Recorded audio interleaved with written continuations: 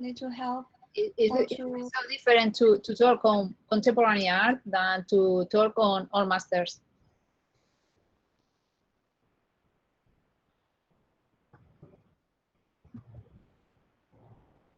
Okay, we can say to British Council first member that the vision is in this time is unclear, and that's all.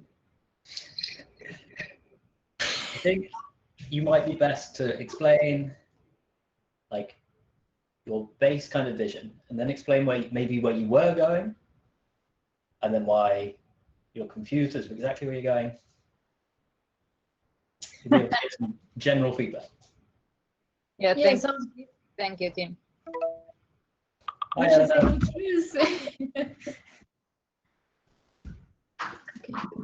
Hello, guys. Are you active or still in work? Yeah.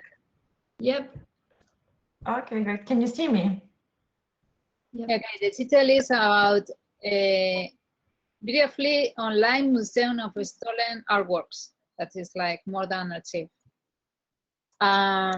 We have some idea, and the main idea is about to talk about the stolen artworks. The question is that to be focused and to keep focused in some art, because according to Interpol, stolen artworks can be, for example, that I'm so sorry because I think that is low, and could be underwater artifacts and a lot of things, and we are going to go focus it in artworks.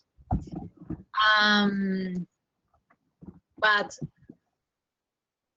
we are interested in a website and an app.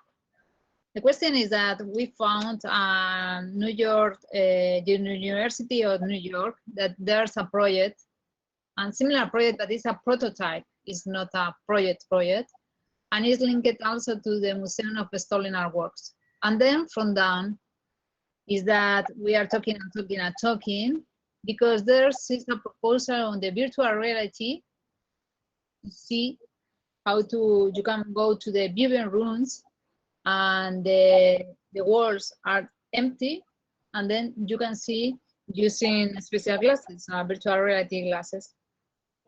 But at this time, we are talking about the project, how the art will be there, and talking for the field. We have made a website, an app, and social media, and design a logo, and the name is OMSABB. So that's the name of your proposed museum of stolen artworks. Yeah, like And like mother? Yeah, it's like so, because it's online museum, the capital letters, online museum, stolen artworks. And the rest of my videos can talk. Do you guys have some visuals? Because we were discussing last week, I think you showed some mood boards. I don't know if you guys moved any further with your mood boards, but maybe if you haven't, it would be quite useful for us to see your mood board again. We have the first mood board. Yeah, because I guess your idea might have mutated to another level now, but because now I'm seeing it from beginning, I haven't heard of it before. So I guess imagine that I don't know anything about your project, and you can show me your mood board again, and just kind of maybe take into account the feedback you received on Friday, and present me your mood board. You will be able to see, because I don't know how to share the mood board. Well, I find You can make that, because I don't know how to share the mood board. Yeah, because it's easier to see the mood board. So while we wait, where you guys? So I can see four of you, right? Or And two more. So where are you guys from, basically, the regions more, at least? Yeah, in China today, the isn't working fine, the networking. Ah, so one person from China. Yeah. Russia. Oh, Russia, nice. I'm from Lithuania. I live in London. I work for British Council, but здравствуй. Здравствуйте. And what about I can't see your names, but host 10. Belén, that's from Madrid. Madrid, and host 12. Is a I'm from the pandas living. Say again, from where? Chengdu, Sichuan province. Oh, China. in China. Yeah. Oh, okay, nice to meet you. So I guess you have so in British. So I work for British Council Architecture, Design and Fashion Department, and what we work with is basically international projects. So I guess my take on it is: are you using the most out of being such an international team and working on one subject? So if we go back to your idea a little bit, it doesn't matter if you can't show any visuals, but I think overall visuals are always helpful. I don't know yet exactly about your idea, but for example, if you go to it sounds quite interesting, like it's like stolen kind of work museum, but you can kind of look into even like architecture studios like OMA, and they work on museums and how we visualize their ideas. Because they, for example, they did a project with Hermitage Museum. I don't know if Host 11, if you heard of it, where they kind of proposed a museum where they said, well, it's going to be a museum of a century where every year, because Hermitage Museum is so huge, how you create it, where they did like every year they would add a room to the museum, and that room would have an artist living there for a year and working in a year, and then it would continue expanding. It's not necessarily something like your project, but I think the way they visualized it, something so quite utopian, was very interesting. So if you look into OMA, like Architecture Studio OMA, Hermitage Museum project, you can kind of see it as a reference for you. And so do you want to, so let's go back a little bit. Your initial kind of brief was to come up with idea which can change the world for the better. And so can you tell me, how did you guys come up with the idea of this archive of stolen work as something to reflect this big task?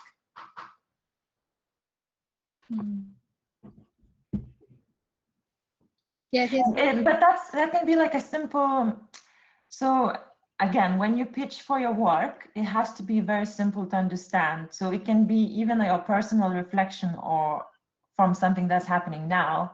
So again, the other thing is about the project is you have to be able to explain it very easily. Like we used to say when I studied curating, like a good exhibition or project, you have to be able to explain to a taxi driver on your way to somewhere. It's like, so what's your project about?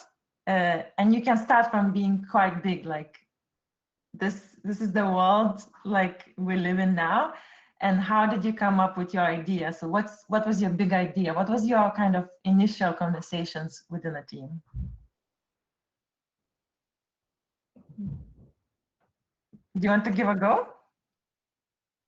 Yeah, I think so that if we can provide lost artworks even, and then it could be really nice for, and there are a museum of stolen artworks, but there are. It could be further away from the prototype of this university. There is a museum, or a big museum. There's a lot of archives, but even private archives, but not public.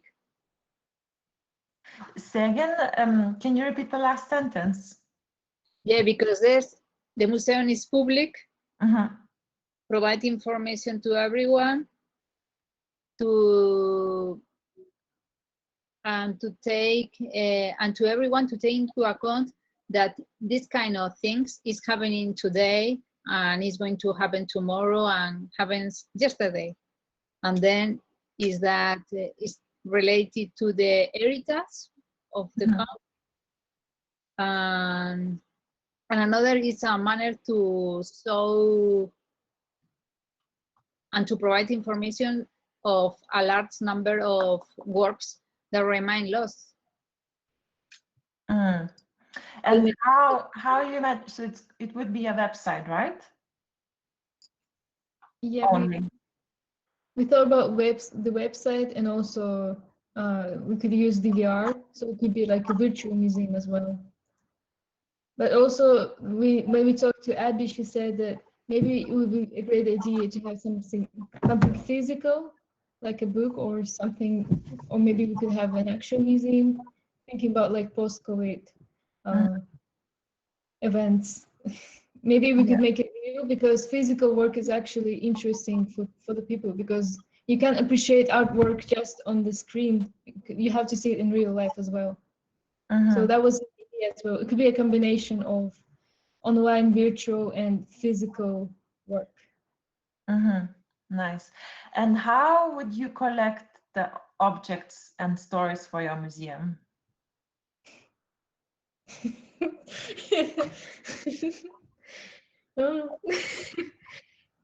Collecting information through books. There's a lot of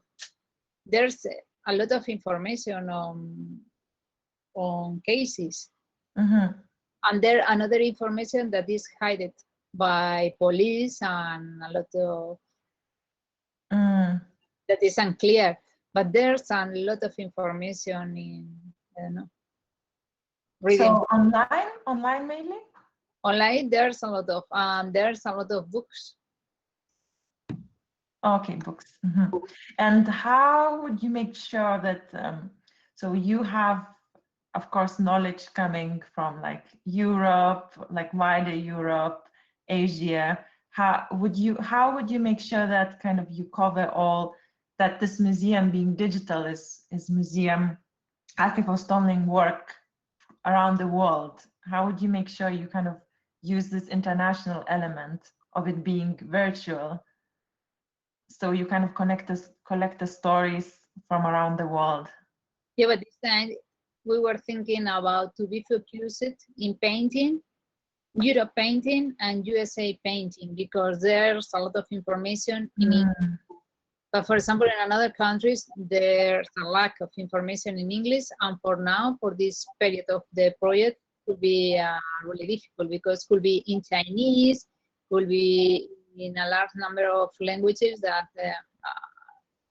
we need a team. For example, in Africa or in Arab countries, that there's a lot of, because the question is that stolen artworks could be from underwear artifacts to archaeology, to a lot of artifacts, and then to keep focused in this time could be good.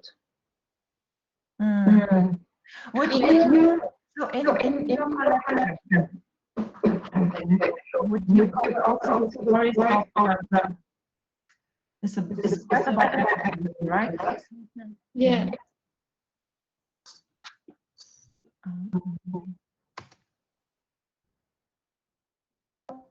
Okay, I'll try again. Is it better? Yeah. Okay. So in your archival stolen work, would you have also the objects, for example, from like ancient Egypt, which were taken away by European people and brought to their countries? Would you also cover that? Quite a complex subject. Yeah, Malcolm Harrod was telling about also the same too, but one question is about, this is so complicated in legal terms, because one question is the restitution, and another question is that the legal. For example, British Museum has always the polemic with the Greece. one museum, important museum from Paris, why has always the relationship with Africa. Because it was a nice collector in Paris based that was picking up a lot of, during the business, was picking up a lot of artifacts from Africa.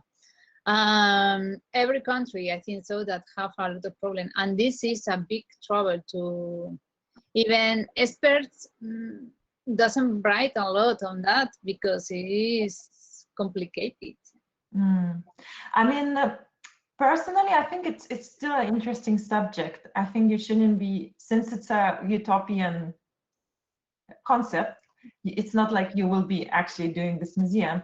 Don't be afraid to go into uncomfortable waters, I would say, because why not? I mean, you should push yourself and kind of, I think archive of stolen work is interesting, and kind of the stories behind the work, how is also very interesting, because it becomes not only about admiring the work itself, but what did it go through in its kind of developing, like, so how did the work travel around, and what stories it picked up, and how it influenced maybe certain kind of elements of that journey. So yeah, that would be, I guess, my take on it. I think if I would be going to this museum of archive of stolen work, even if it's a digital platform, as a user, probably the thing I would like to know, not only I would admire the work, but also what's the story behind it then? Why is it in this archive of stolen work? And you as a curators, you can take, so you basically, you all are curators of this museum. So you should really think of what's your point. So what kind of exhibitions you can do with this archive? Maybe it can be different themes. Like maybe one exhibition can be about post-colonial artwork, coming back to the kind of original countries. I don't know. There's plenty of kind of directions you can take to. You can just kind of focus on one direction in your project, in your pitch, but you can say, but we'll be curators, so we can do lots of different directions with that subject. Okay, I think I have to go now. 8 minutes. Thank Thank you you. very much. Excellent. Thank you, guys. I'm going to send you some notes in your Slack channel. Bye.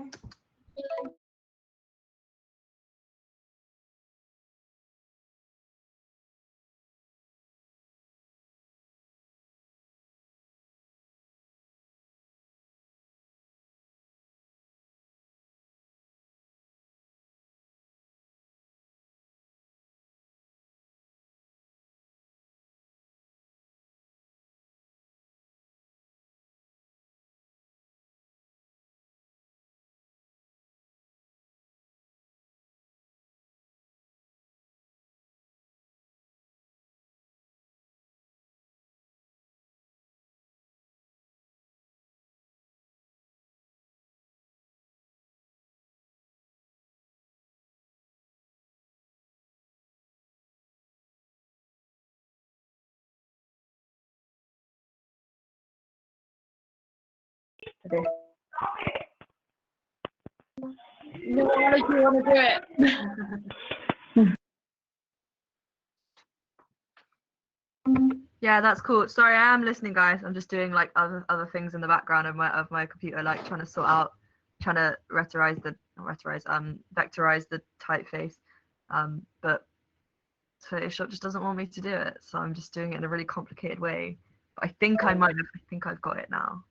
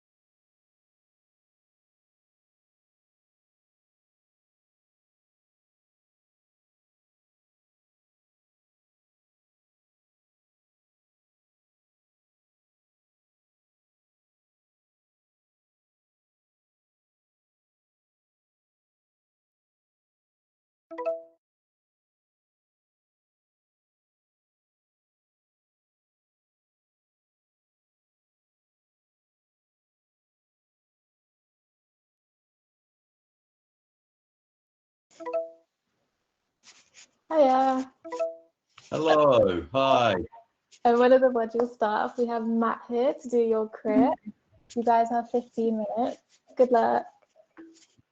Great to meet you guys. What are you working on? So we are working on an app that also has a kind of coinciding physical component. The app is aimed at targeting people who are feeling isolated or lonely during lockdown, before or after, you know. It's not restricted to that, but I think that's kind of where our idea stemmed from. And also about connecting people who are experiencing grief and have potentially lost somebody, or feeling that feeling of grief in just the general loss that's been going on in the world, and connecting them in a kind of fun manner where there's options of kind of healthy and positive coping mechanisms such as meditation, but also a more kind of activity-based option, such as having like a craft option where people can sign up to have like a craft box sent to their house once a month or once a week, still kind of defining the components of what the app will have, still working on those. But if I share my screen, Great. show you our current conglomeration of different things. So user journey is probably the best place to start. Yeah. Our idea is that it would encourage use. So if somebody was using the physical component, which is currently in the process of being designed at the moment, and the physical, something I should mention as well, the physical component is we're including it as a case of a way of making sure that the app is accessible to the older generation as well. So the physical component is meant to be a little bit like a Google Home Hub or an Amazon Echo, but it does include a screen so that people who are hard of hearing can have the option to have it done visually. We're hoping to also have the idea of including a Siri type kind of component on it that will be able to predict sentences. So anyone whose speech has been affected by stroke can still feel like they have the option to use that and to find that accessible.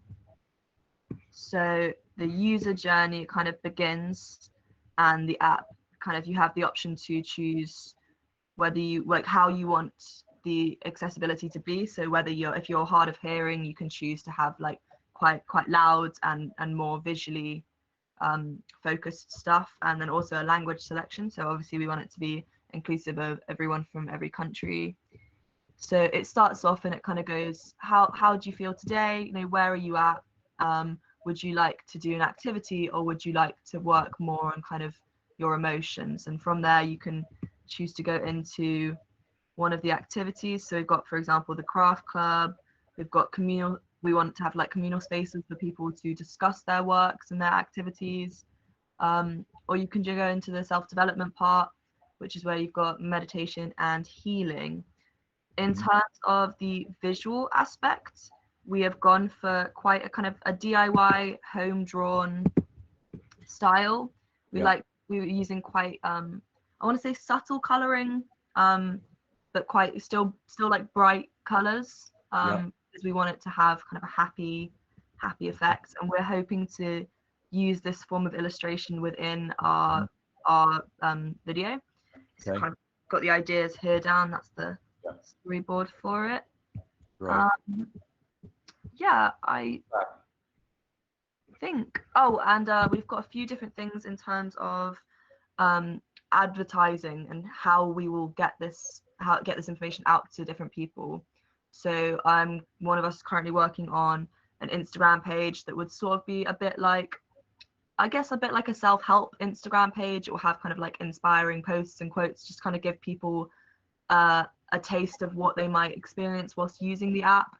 And then another one of the team has worked on a newspaper advertisement so that it could reach generation who maybe isn't currently online but would like to try and get online, and this would be an introduction to online for them. Okay, great. Thank you so much. No worries. So I'm going to give you feedback based just on what I've heard in terms of your presentation. So I may well be telling you things that you know perfectly well you already have answers to. Don't stress about that. If you do, that's fine. I'm just bouncing back to you what I'm hearing in terms of how you're talking about the idea so far. It's a really lovely idea at its heart, because you know that there is a real need for this. And you articulate really beautifully why it's important and who's out there who needs this kind of support right now. The challenge that you have with this idea, as with so many ideas where there's a really clear need, is lots of other people are trying to meet that need. And so you need to be able to articulate in your pitch why what you are doing is distinctive and unique. And you need to be able to talk briefly about the alternatives in this space and why you don't think they're right. So I haven't looked into this at all. I'm sure you already have done a little bit, but you know, my immediate thought is, oh, like Headspace. You know, Headspace exists as an app to help with meditation. So it's like you need to be just talking about why what you're doing is different. Would be one observation. I think that you need to dramatically narrow what you're trying to achieve. What you really need in a pitch especially is one compelling use case rather than a list of all the things it could potentially do. So I think what you want to do is you want to get me to imagine, me as the recipient of a pitch, me to imagine someone in a situation and why this product is going to really do something special for them and really be changing something for them. So you mentioned older people, you mentioned strokes, and then you mentioned Instagram. And I'm immediately thinking, wow, there's a huge range, because stroke victims are probably not massive Instagram users, and Instagram users probably skew 20s, 30s. So it's a huge group. And what I would suggest is that they've got probably very distinct needs in terms of loneliness and grief and wellness more generally.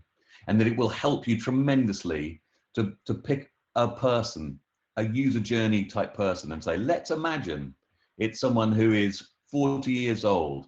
They're from a Caribbean background and they're living in London and their mother has died during COVID. Let's think about that person.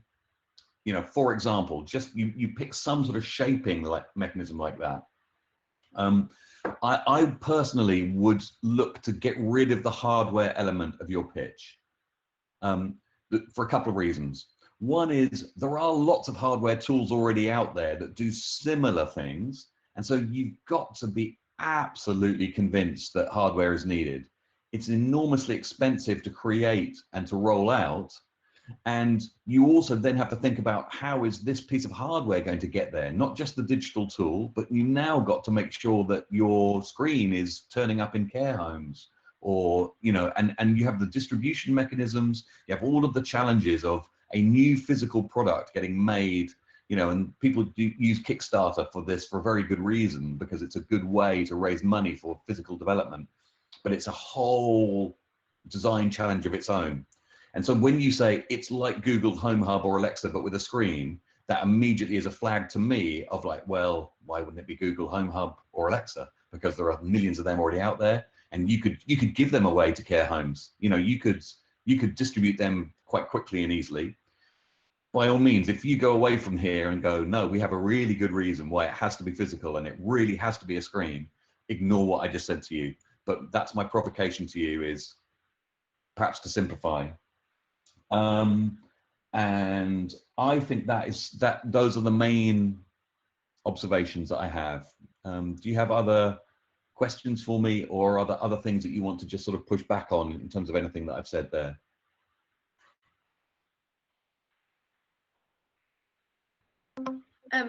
Just in terms of like what's our USP, I think one thing we wanted to really emphasize is the bridging that feeling of being isolated yet in a community at the same time, and using this app as a way to create a community, even though you could be in lockdown or physically separated from people.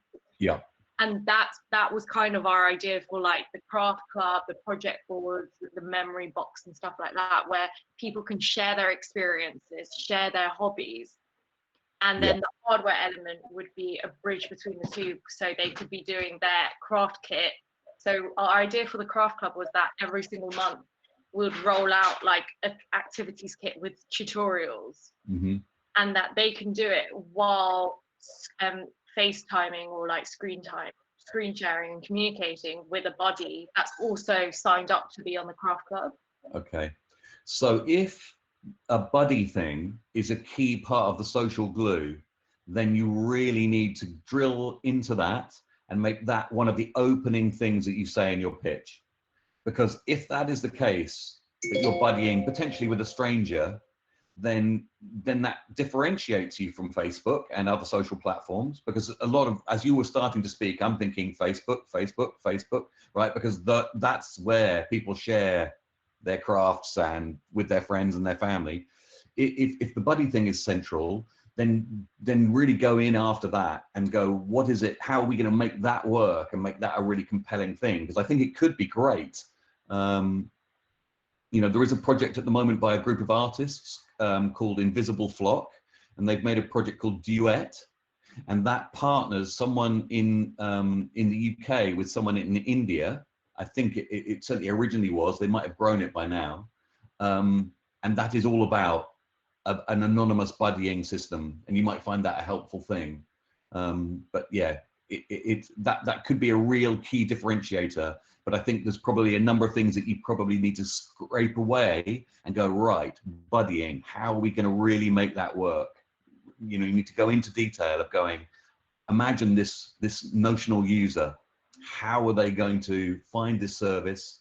How are they going to get partnered with someone? How are we going to manage the partnering? How are we going to make sure that the right person's partnered with the right person? How do we make sure that they're both online at the same time? Do they have to be both in the same time zone? How would we do that? How do we deal with safety? You know, there's a number of issues there that you really want to show that you've thought carefully about.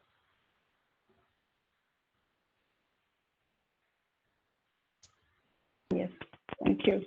That is true. Okay. Anything else before I go?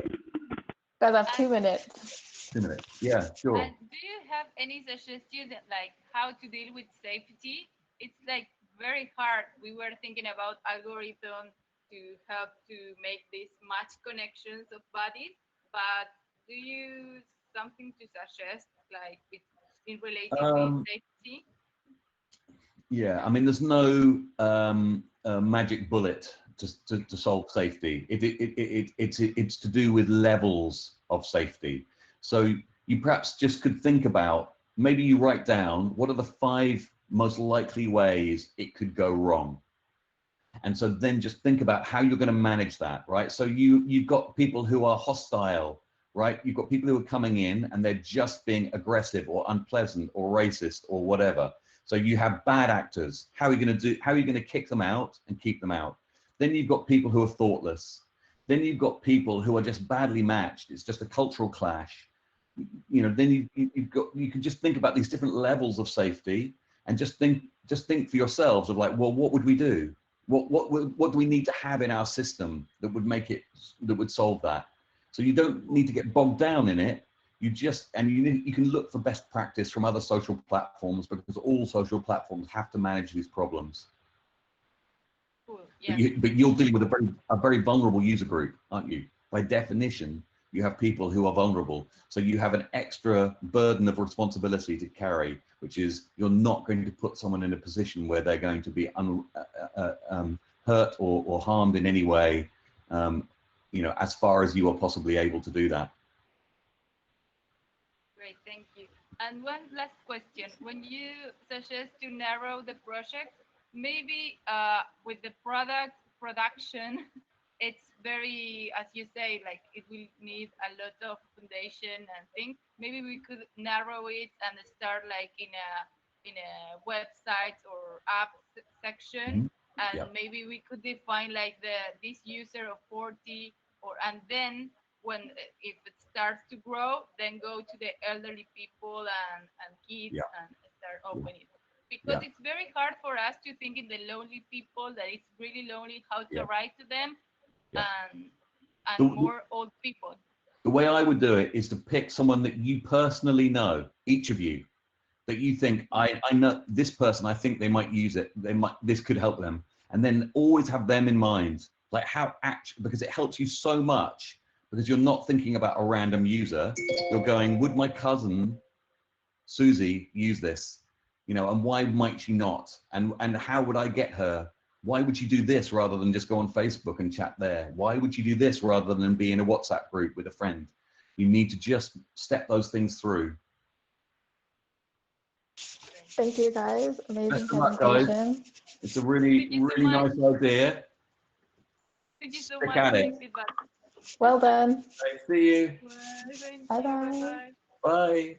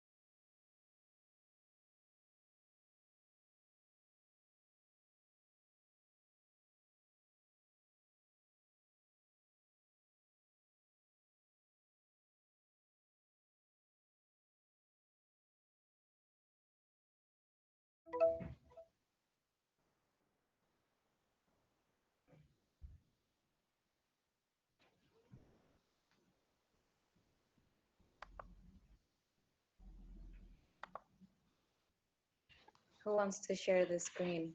Rihanna is actually here, so would you like to share the screen? Yeah. Okay.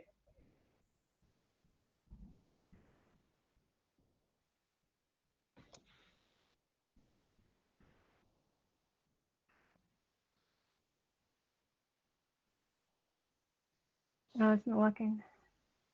I think you have to give permission.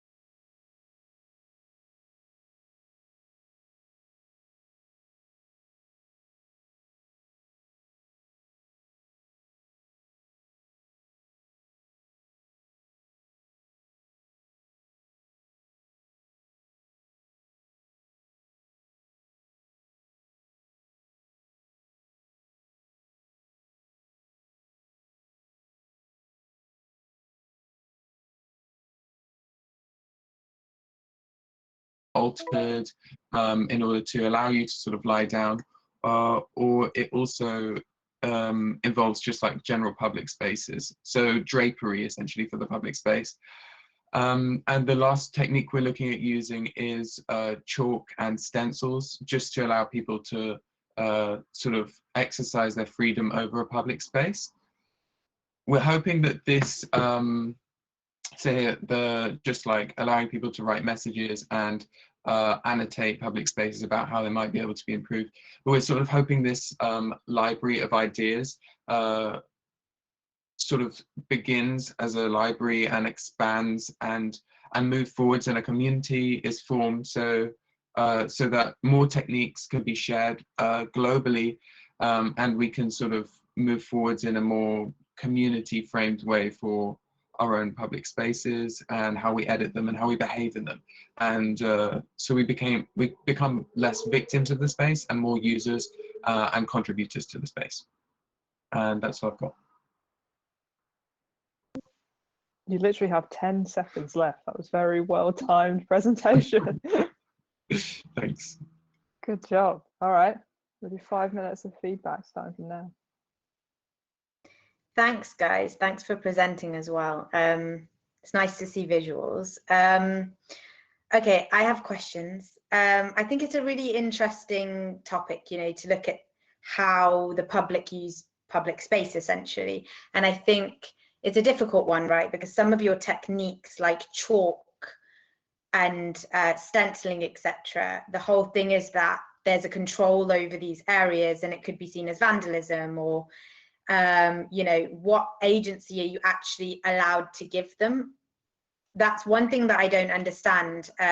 You know, are you sharing techniques with people, but are they actually allowed to do them? Because it's not giving them agency if, you know, it's a public fence and they're going to get stopped by the police, you know, because they're not actually allowed to do it. So what are you identifying in your kind of vision, you know what I mean? Is it that I like the words that you're using, you know, about, you know, editing space, users and collaborators, not victims of a space, etc. I think you've got finding techniques to actually feel like you can do things within the space, but actually can you? That's my question.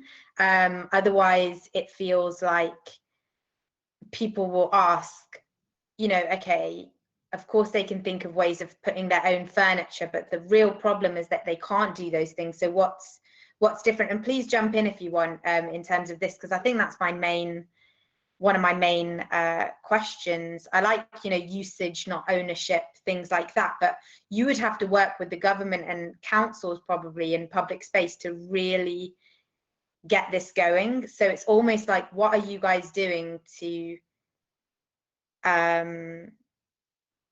get, you know, do this? Does that make sense?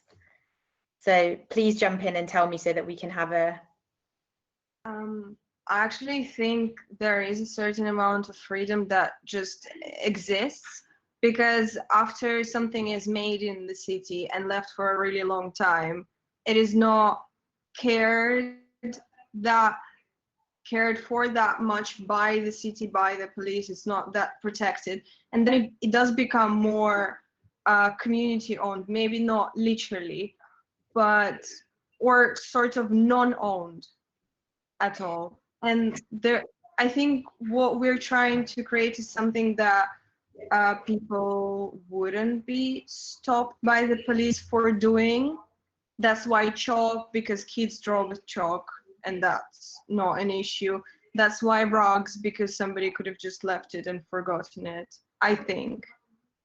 I mean, I would say that I love some of your ideas, like, you know, the city carpet. That's cool. You know, you could even sell these, you know, city carpets which show that, hey, they're community focused. But what I would say in reality, if I'm just being super realistic with you guys, is that you could come up with, you know, a set of tools that you come up with. You like your project could be that we want to work with councils or estates to come up with a set of rules that they think are okay. So it's been like approved. It's like, we've agreed that we can stencil, we can weave, we can this, and then you're like actually giving them agency, because I'm not sure if it's true that they're not owned. They are owned and then they remove, right? So that's where your statistics, unless you can prove that that public space can be altered, I think there lies your challenge. Yes, hand up. Sorry, it doesn't say your name. It says Modual Live Class Host 28. Cool. Hi. So I think in a way, I think we were talking briefly in the very kind of brainstorming stage, actually, of linking that back to legislation. So actually, we frame that under a framework where we say we're going to use a public-owned partnership, a PCP, to frame that agency where the council works with communities and they have that joint enterprise. So maybe that's kind of built into the system where we have a legislative booklet to say, actually, how do we set this up with the council? And then these are the tools afterwards. So this is before now. I completely get your point. So that's, yeah. I think the legislation is, I think it's smart to go for, like, if you really want it to be user generated, that what your unique selling point is that you've done the work for the public. You've basically gone to them and been like, look, we're designers, we've got these 4 ideas, we've approved a city carpet, you know, that these fences in the city can be altered by the community. You can pitch your ideas, you want it to be interactive. For me, it's almost like you really need a strong thing, what you've done that's unique, which they couldn't do themselves. Like they're doing, I mean, with all due respect, you know, they are like, I think the public, I like your idea that it's not as a response as almost like I'm going to vandalize over, I'm going to use and protect. There's some words in there that you guys have used that I think are quite strong, but I think you need to put it together in terms of like, how do you actually create that space for the community that where they still feel safe doing that? Because I wouldn't go and, you know, necessarily weave a bench if I thought it's going to come off tomorrow or I'm not really allowed. So how are you giving me the agency? That's the most important thing, I think, for me. I like, you know, a lot of your kind of ideas around it. I think you've really shown like your design thinking in terms of what the result might be, but I think what you really set out to me was like how you're going to make that possible for the user. And then also, how are you going to upskill them? Like, how are they going to weave and fence and stuff? You might want to do workshops and say, you know, we're going to create this library of ideas, and then we're going to get the users to know how to do that stuff, you know, in a fun way. And that's your community process. It's like, how do you then go into public spaces and do some of this stuff in a safe way? Because it's, you know, a lot of this is seen as a more of an act of like resistance towards governments and things like that, and your point of difference is not to be that. I think. Yeah, I think that side of it, that legislate, like the kind of you going in and going to a council and saying, we already know that there's this place, this place, this place, and this place that is not working in your community, is hostile, is like, you know, just destroying maybe this part of this little community or this where these people live. Like you could do this, you could do this, you could do this, and we could help the residents of that place do this, and you become kind of the facilitators of that process. And then within that, then you can like send, you know, do a workshop on how to weave a bench, or you can go in and do like post everyone a pack of chalk in that area. I think you guys are like the kind of top level of that. Absolutely, Abby. And I think on that point of like, you've just done that user journey almost, Abby, by saying like an area of London. Why don't you guys pick one of those areas and get the right stats for it and show one how the user journey would be for one? Take the picture, show it, be like, here's an area, here's the fence, this is what we would do, these are the 3 ways they could do them. So then I understand that this could be a reality.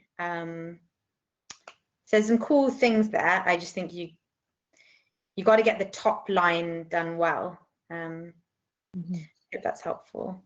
Cool. Yeah, and I think you've already, I saw some photos in that Moreau board of your local area. So it's just like, be really rigid and be like, right, this is this bench, it's like this because of this. We would make someone, or we'd ask someone to do this, you know, and just like be very clear on that.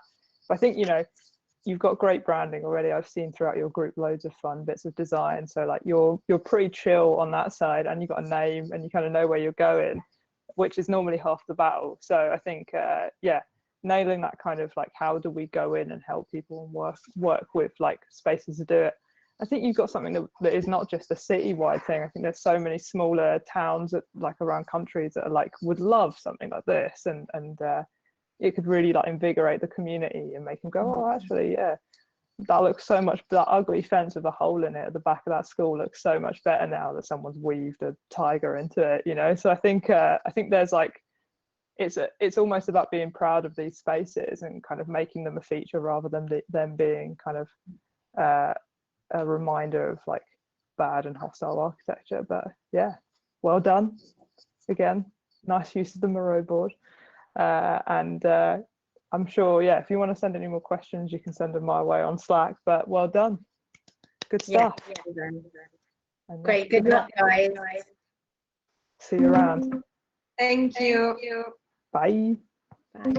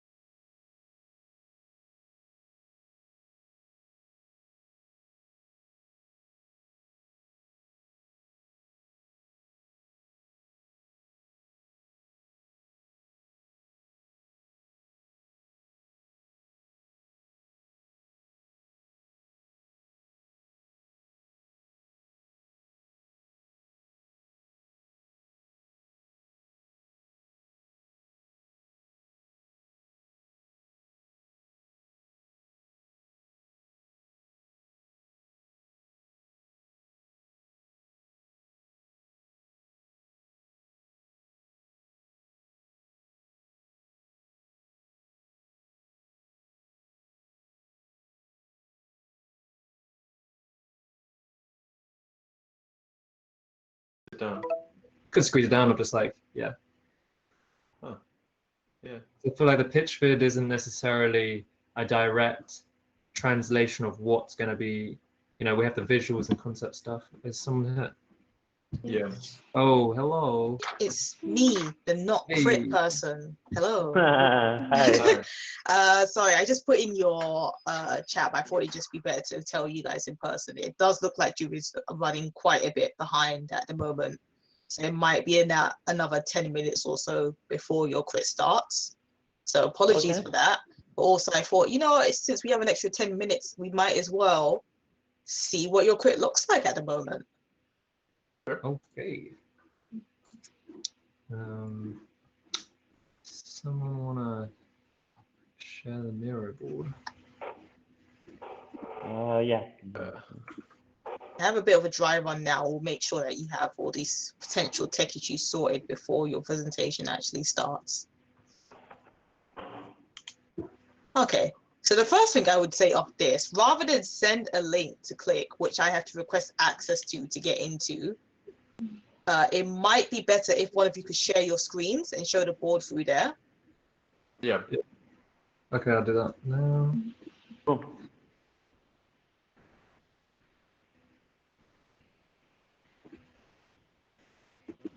Okay, so we haven't really organized it, but I think we'll start off with that. We're doing the dry run now. And you can if you want to. I just want to make sure that all of your tech stuff is sorted out. Like stuff like this, you know, it's the easy fix. If you want to run it by me, you can. If not, like you guys have got 10 minutes to run it by yourselves very quickly.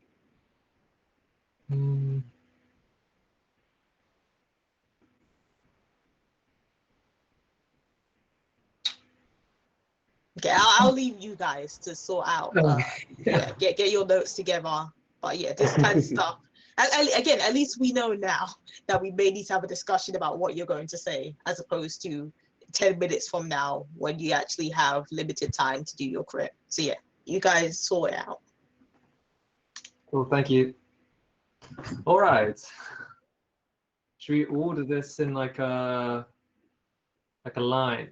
So we could just like go down in a. We could just so start with that and name.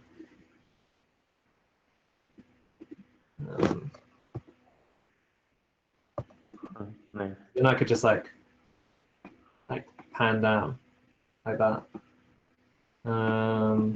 Also, I need to like introduce basically what our topic was at the beginning and stuff, like elevator pitch, but our project. Right. Yeah. Good idea.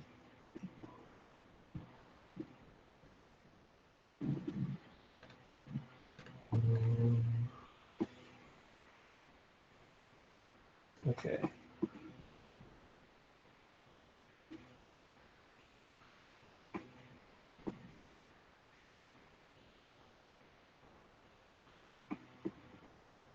Is that readable at this size? Is that readable? Maybe, yeah, I'll refocus it.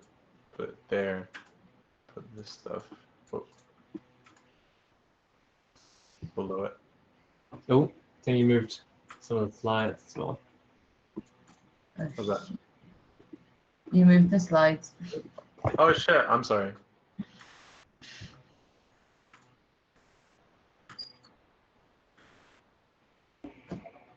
Is it here?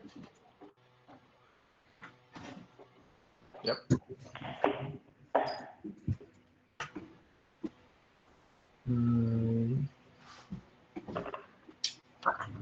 What else?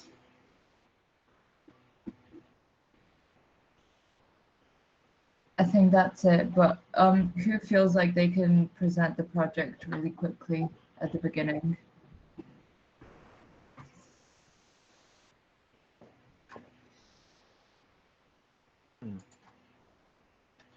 Should we have the climate change thing at the beginning? Oh, that's the problem. Yeah, maybe. That could be like the justification, like. Yeah, let's start with that. I just sort of gloss over it though. Just be like, here's some of the facts on, because we have like literally no time at all. Yeah. Just be like, here's some of the facts about climate change and displacement. And the name. Yeah, just make the reference to Theresa May's hostile environment. Yeah, is there like a picture I can find?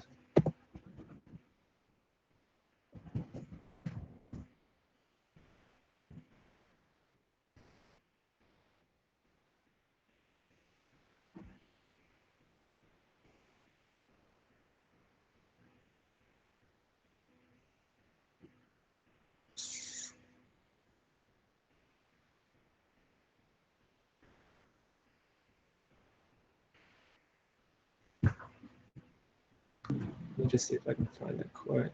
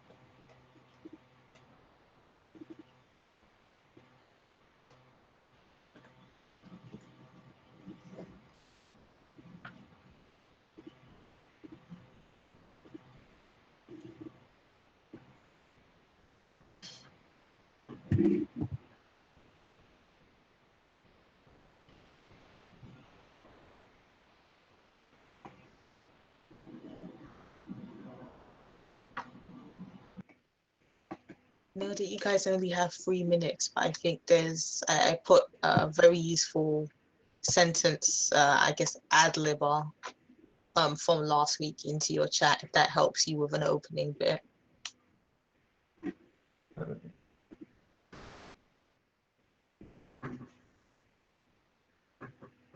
Oh yeah. Huh. Okay. Cool.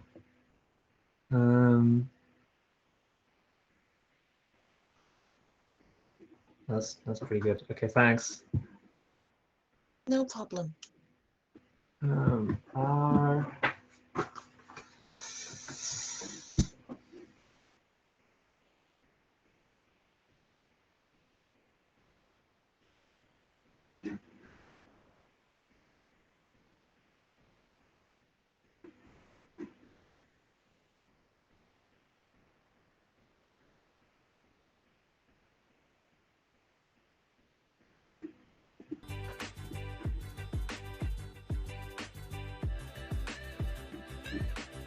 You guys still there? Okay, cool.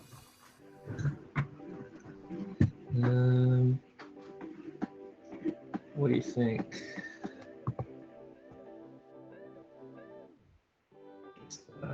Some text box on there. Our installation.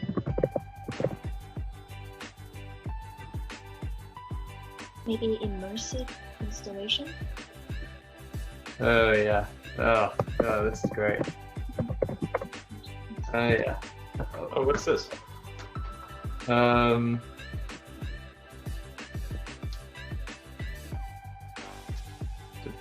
Oh, Adelaide dropped this in. Yeah, sorry, yeah, Adelaide dropped it in the. Our immersive installation helps Gammon who want to destroy the planet. Helps the public who want to become educated by educating. Oh no, helps. Citizens of the world. I think it should be helps public. Humans. Oh, Our generation. Londoners. What's that for now? Public time. Maybe the British public. Oh yeah.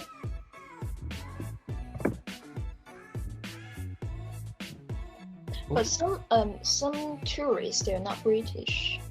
That's Maybe true. they just pass There's an by. Yeah, just above it. representation. Just above it. Friends of the public who This is a bad template. I'm gonna click a line and cross Maybe out. change it to who doesn't want to. How do I get rid of that line? Can I just do a non? First of all, how dare you? It took me a whole 20 seconds to find that. Secondly, you don't have to use your word for word. I'm It's gonna just cross whatever out structure. that.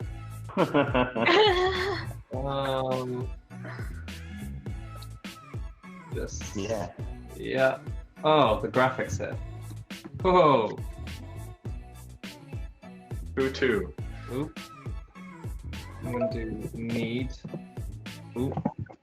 Hi. Oh, what happened there? Don't know what happened. Oh, here we go. Kind of just went a bit weird. High five. Sorry, a bit late. Hello. You beat me this time. You've been racing. I know the technology now. I've got the system. Yeah. Right, over to you guys. I'll shut up.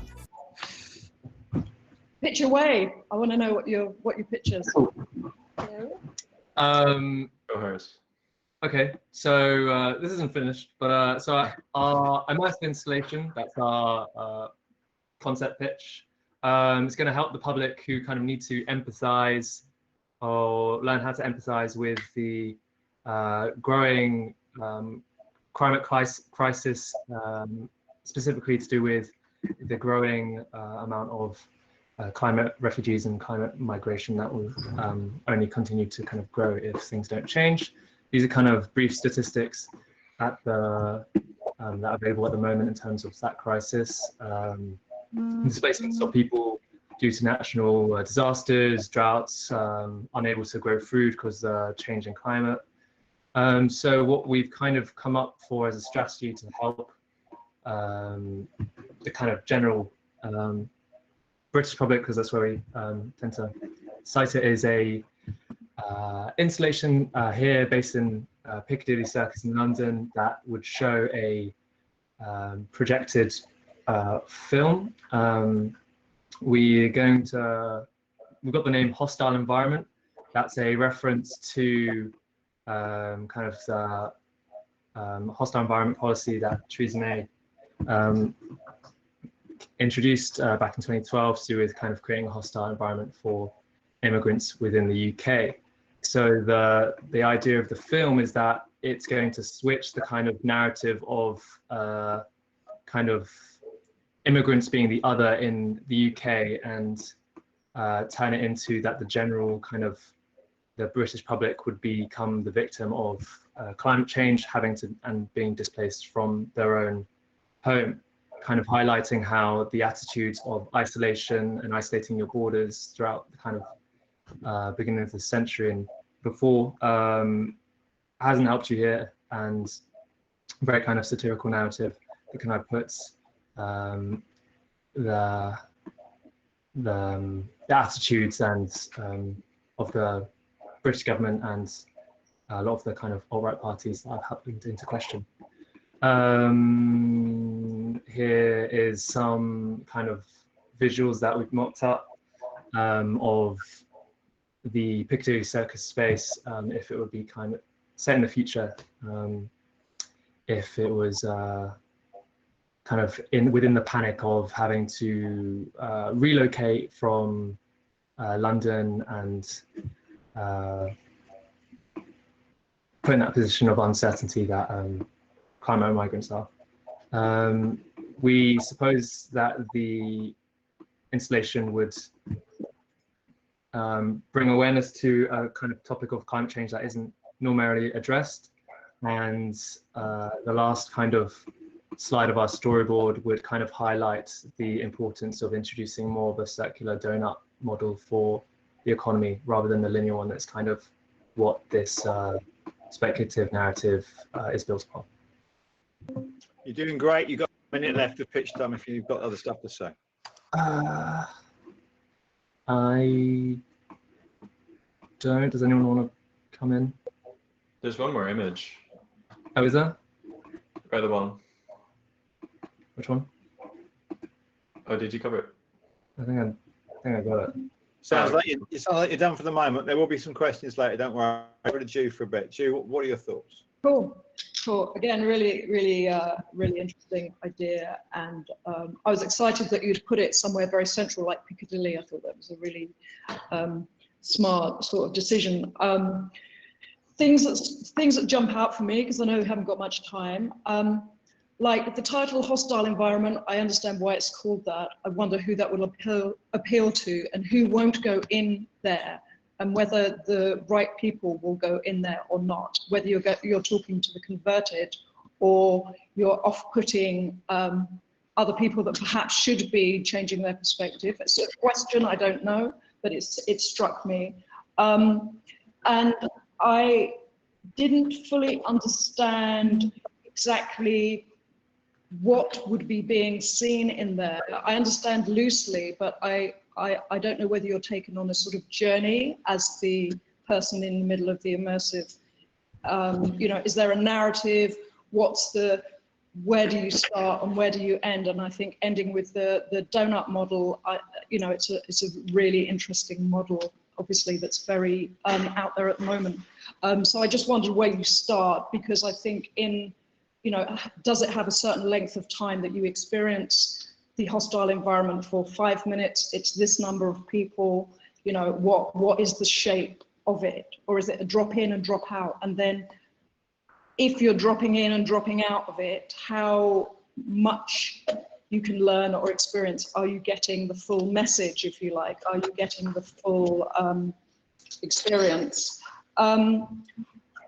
I think it being in Piccadilly, on the one hand, is really great. On the other hand, I think that potentially with video installation, you might, if you imagine it putting it somewhere else, whether it would change what you think that you could do with the video. And when you said the donut, I was immediately like, well, you're in the donut, but I wanted the donut projected down onto me just as I was hearing it. And I just wonder if you've thought about it being in other places. I think I can understand why you chose it to be there, but just, if you did put the work into a hostile environment, which might be more southwest London in some ways, where it would be in an environment where people would find that harder to take on board those ideas. I'm just curious, and whether there's any onboarding or people that are needed around the installation to draw people in. What are you telling people that they're going in to do, or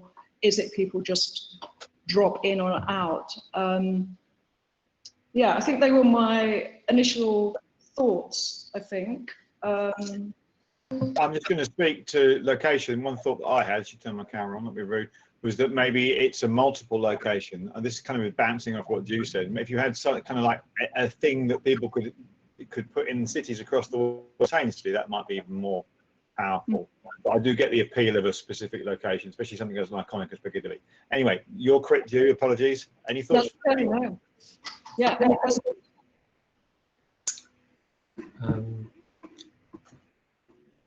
I can speak.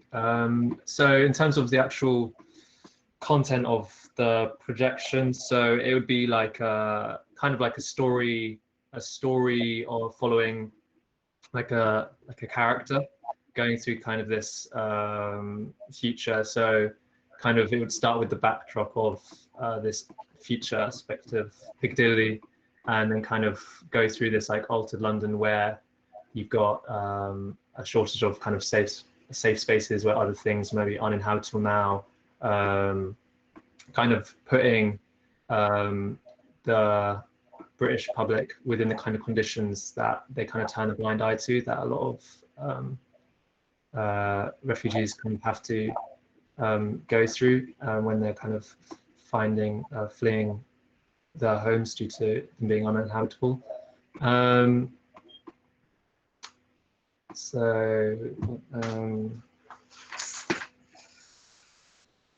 So in terms of like the dropping in, I don't know what the others think, but it's kind of because the storyboard as it stands is kind of like would be it's like a segment of time where you get the narrative. So apart from maybe infographics on the top or something that kind of might outline something, I think the full experience would be best done if there was like a set group of people that kind of stayed within it, and then it'd be like a screening time.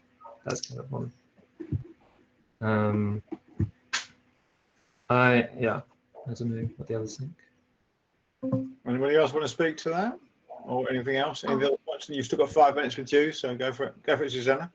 I just wanted to ask, in your opinion and experience, if you don't market for like example our installation, if we don't say what it is, are people more likely to be curious about it and go in, or be less likely to want to experience this, or want to because they want to know what it is?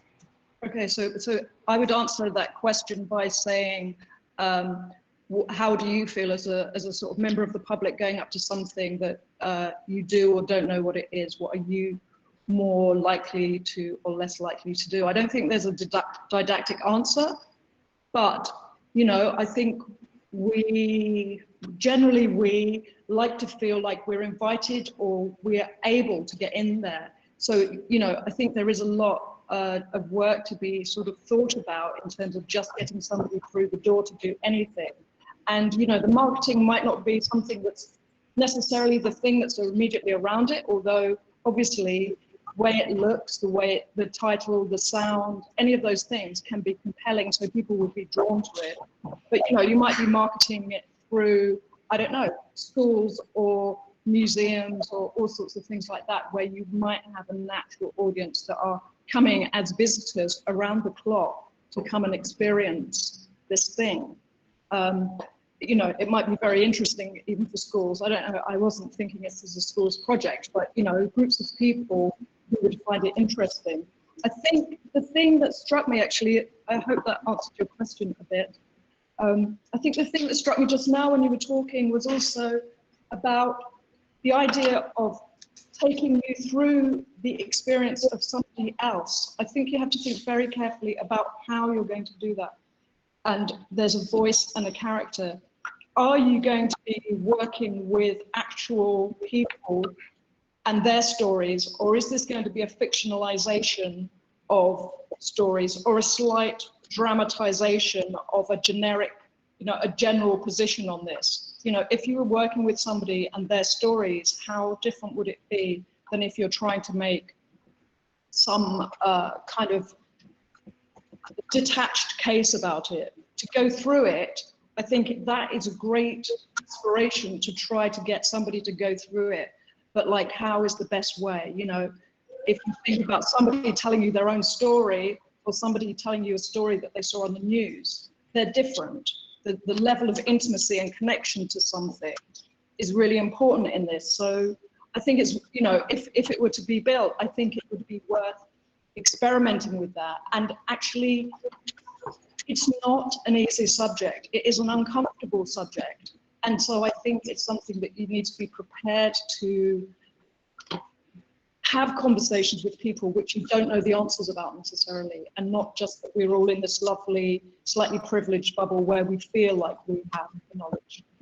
I think it's important to get close to it, to go through it, for me. And so it's just a question of your proximity and how that is relayed in the story, I think, is really, it's fascinating. It doesn't have to be one or the other, but to know that range of going through it. What do you actually mean by going through it? And are you building that as your experience? I think, and it may be something very simple. If you ask each of yourselves really quickly, what do you think it means to go through something?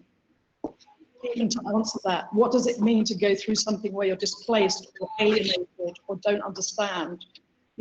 You would bring up some very lovely sentences and words, I think, for your final film, potentially, that's from you. And that's that matters. You know, it matters. So personalising the experience is what I'm hearing, Jim. You know, Yeah, maybe yeah. not news stories, more real stories. Yeah, you know, because it matters to us all, and it's like it matters to you to come up with this idea. So what is that? You know, really just give that, you know, honor that in some ways. I think don't be afraid of that. Right. Okay, we're nearly out of time, folks, but that was great. Thanks so much. I'm going to turn on my camera and. Thank you, everyone. Yeah. Well done. Congratulations. Lovely. Good luck. Stu, we have a break now, unfortunately for us, till half. Nice. Okay, lovely. I'll see you at 1:30. And well done again, folks. That was really good. Yeah, well done. Really interesting. Thank you. Thank you. So much. Bye. Bye. Oh.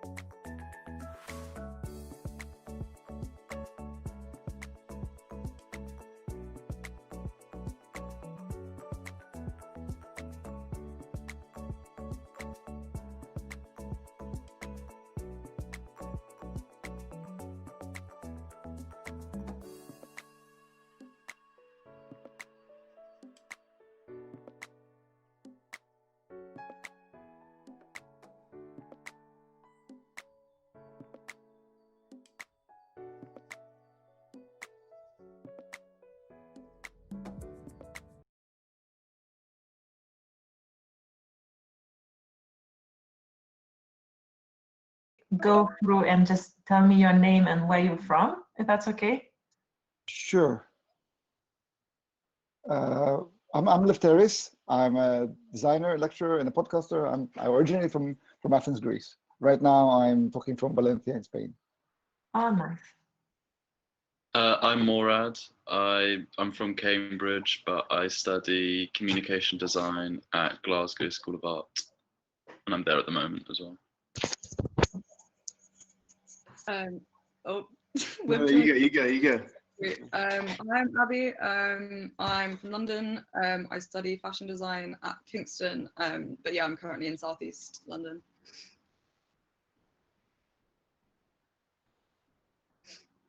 And that's it, right? I'm Webb. I'm from the Highlands, and I'm studying. I'm going back to study architecture at the Glasgow School of Art. Yeah, I think that's probably where I'm at right now. Safa? I'm sorry, there is something wrong with my camera, but I'm Safa. I'm from Palestine, and I'm an occupational therapist and painter and printmaker. From Palestine, right? Yes. Yeah. That's it, right? Mm-hmm. Okay.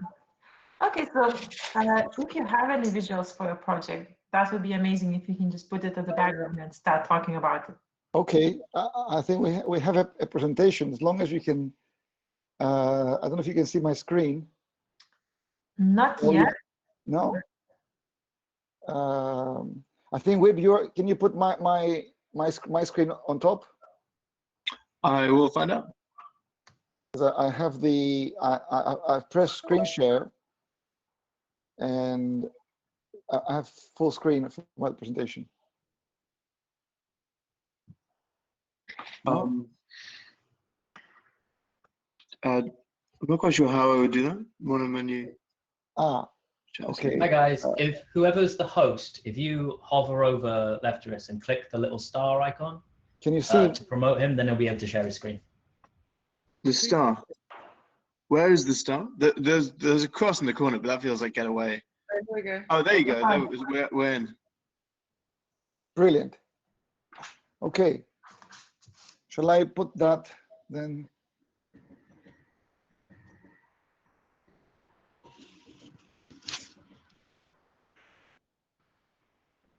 Okay.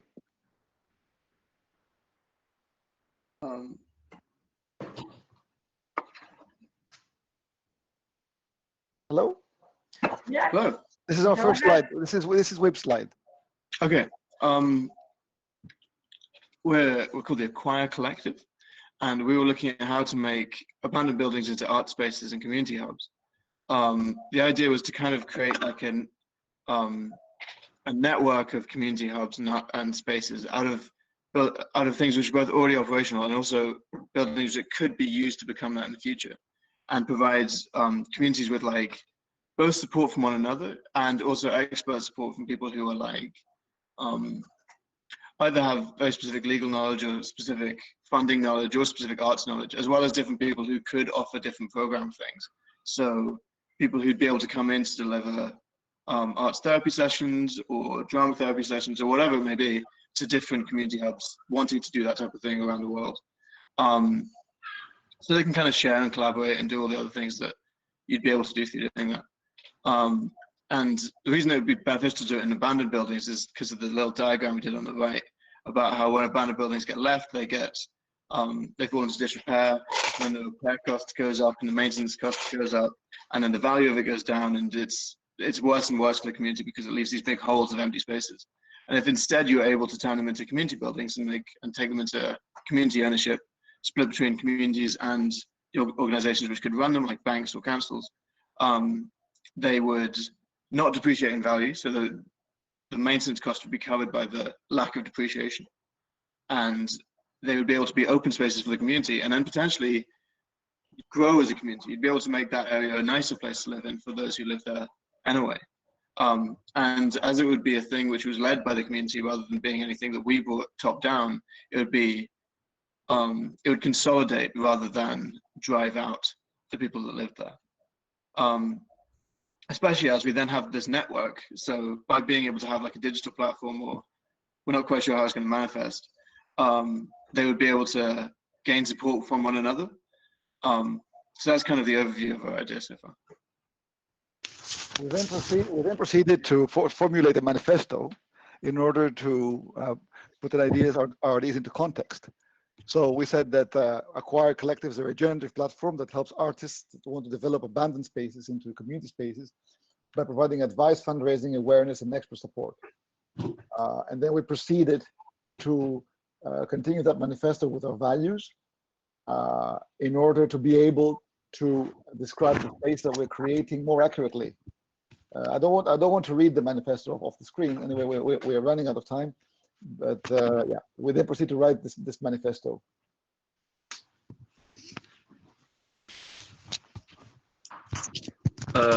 This is like a photo that, like a found photo that kind of encapsulate the color themes you were thinking of going with, and like this leads on to like the video that we were thinking of making for the project, and the ideas we have so far are using like found footage as well as footage that we've taken in our separate cities from buildings that we've gone, abandoned buildings that we've gone to create a kind of, to obviously describe what our idea is, but also encapsulate some of that kind of found and like forgotten, and almost using like collage as a way of like emphasizing our idea through the video.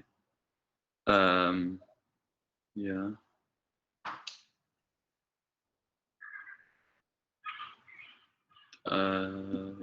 Abby?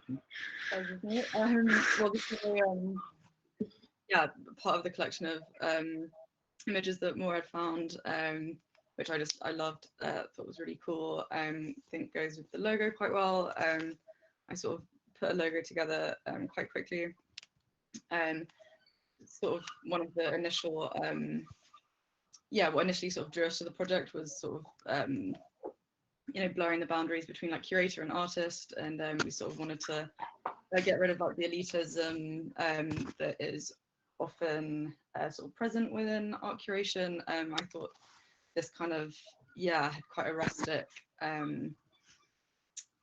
look. I think the logo is quite like fun and accessible, but also quite sleek. So that's the sort of that's the sort of aesthetic that we're trying to go for.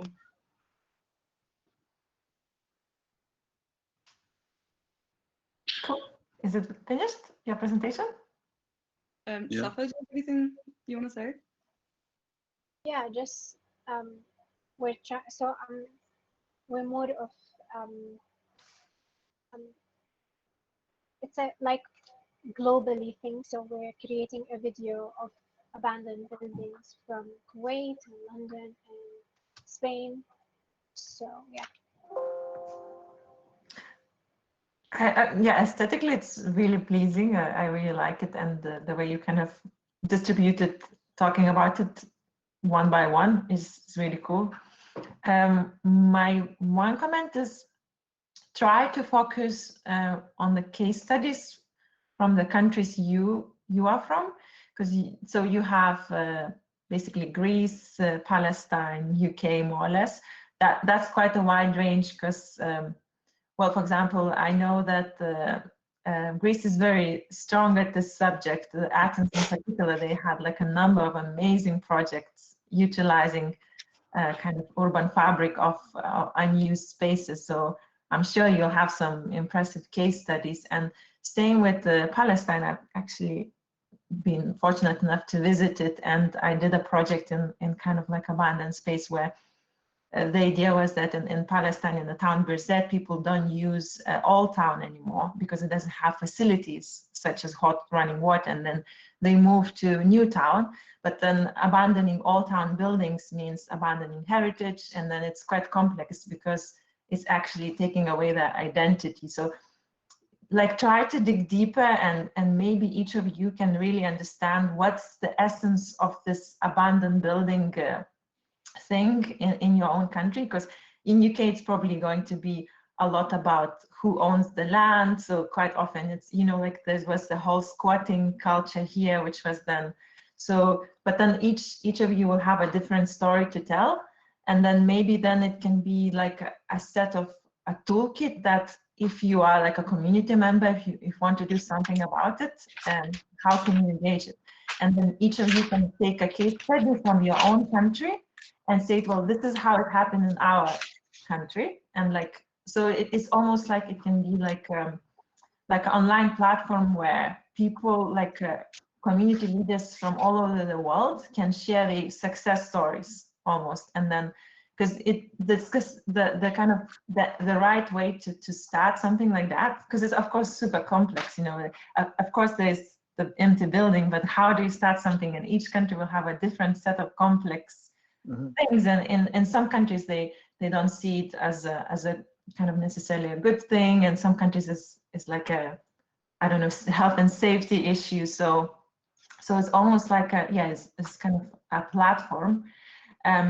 And the other thing is, it's quite interesting, is almost you can go one step further, because yes, there was like a big movement of using these spaces, but then of course there's like now the thing about gentrification, how like it starts from artists moving in, and then the price of this abandoned thing, like it's a bit like one of you is in Glasgow, like Test Unit is kind of analyzing similar things in Glasgow, in the, like it was an area separated by a motorway where no one was using it by the canal.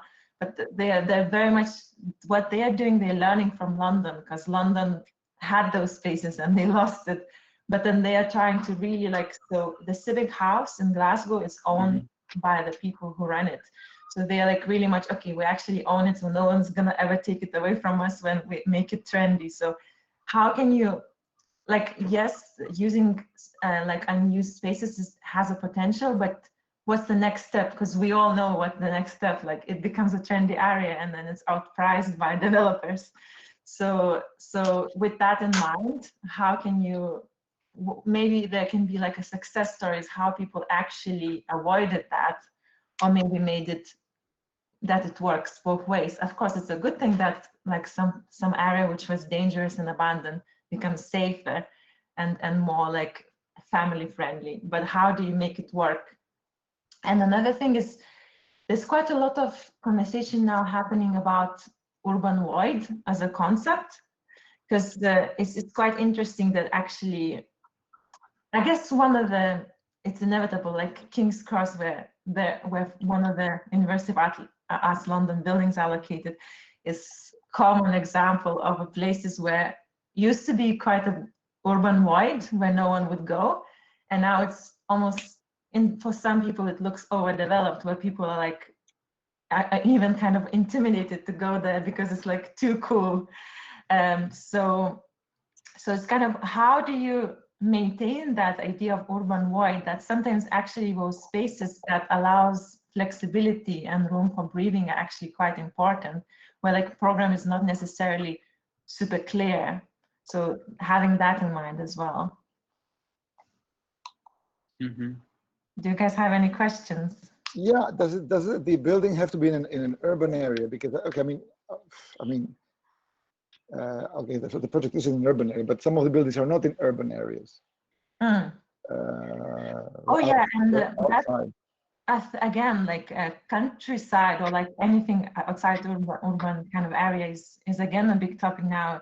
Like there's in Guggenheim in New York, there's exhibition by Rem Koolhaas about the whole kind of countryside weirdness, and how those spaces, again, it's quite interesting because they will be used by like huge solar panel farms, or they can be like almost, you can, if you want to go quite utopian, you can think of like what happens to the space, because you at the moment you're using industrial buildings which were post kind of industrial revolution, but what happens maybe if the whole solar panel farm is abandoned, and then you have this huge urban void, and how can you rethink using that as well?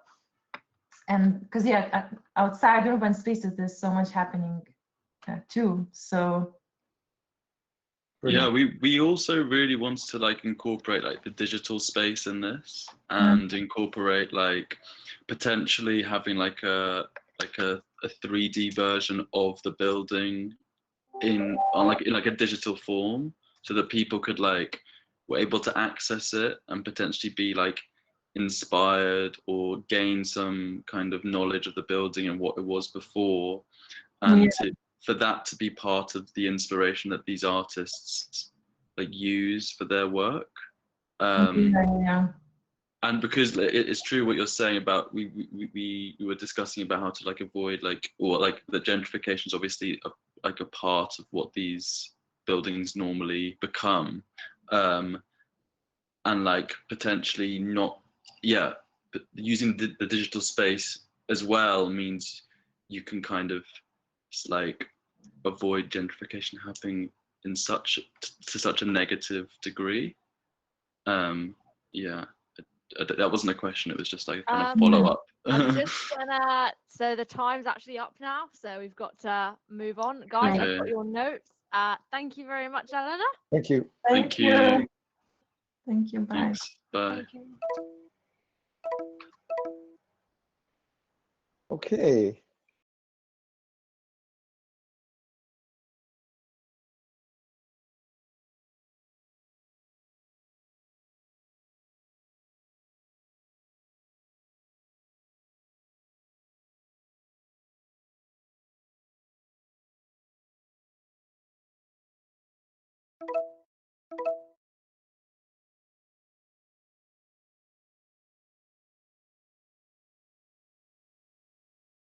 Hello.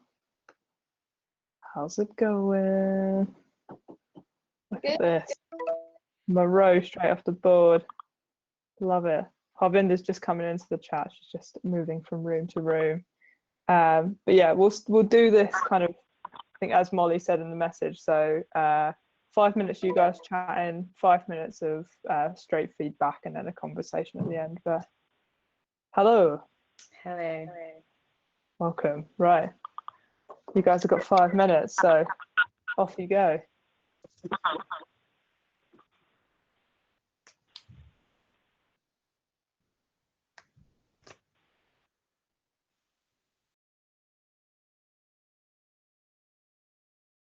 Hello, can everyone hear me? Okay. Our name is Roundabout. We unite local makers through an app to reduce globalization and help makers find resources in their communities. These include materials, places like makerspaces, and skill sharing between people. Our goal is to help facilitate accessibility to local tradition, craft, and resources, and encourage communication and shared skills between makers. Currently, sources and connections may be difficult to find, and we feel this social media platform can help encourage creatives of all kinds to strengthen their own communities. You can see our board here, and I'm going to pass it over to Maddie to kind of go through each part. Our strategy is we've come up with this color scheme and to kind of unite the whole thing under the color scheme. So we've been working on sort of animations to kind of use in our video to show people using the app, like local creatives, maybe they have like leftover paint that they want to use on the app. The main thing is that it's got to be sort of sustainable. So like, for example, scrap stores, maybe local businesses that have leftover materials, advertise it on the app. And we wanted to connect that to like real world people. So we're going to have sort of people in our video animated. And then we've got mapping ideas. So like how you can change the location based on how far you want the radius of your location to be, and your filters. So like places, skills, and materials, based on like what you want to learn. So that's like kind of our first ideas of like interfaces and sort of a map.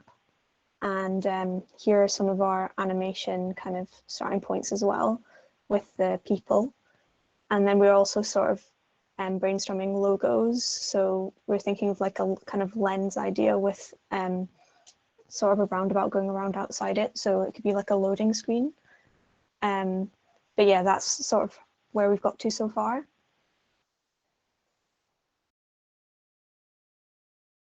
Still got a bunch of time if you want to add in things. Pretty clear and to the mark, though. Anything you want to add?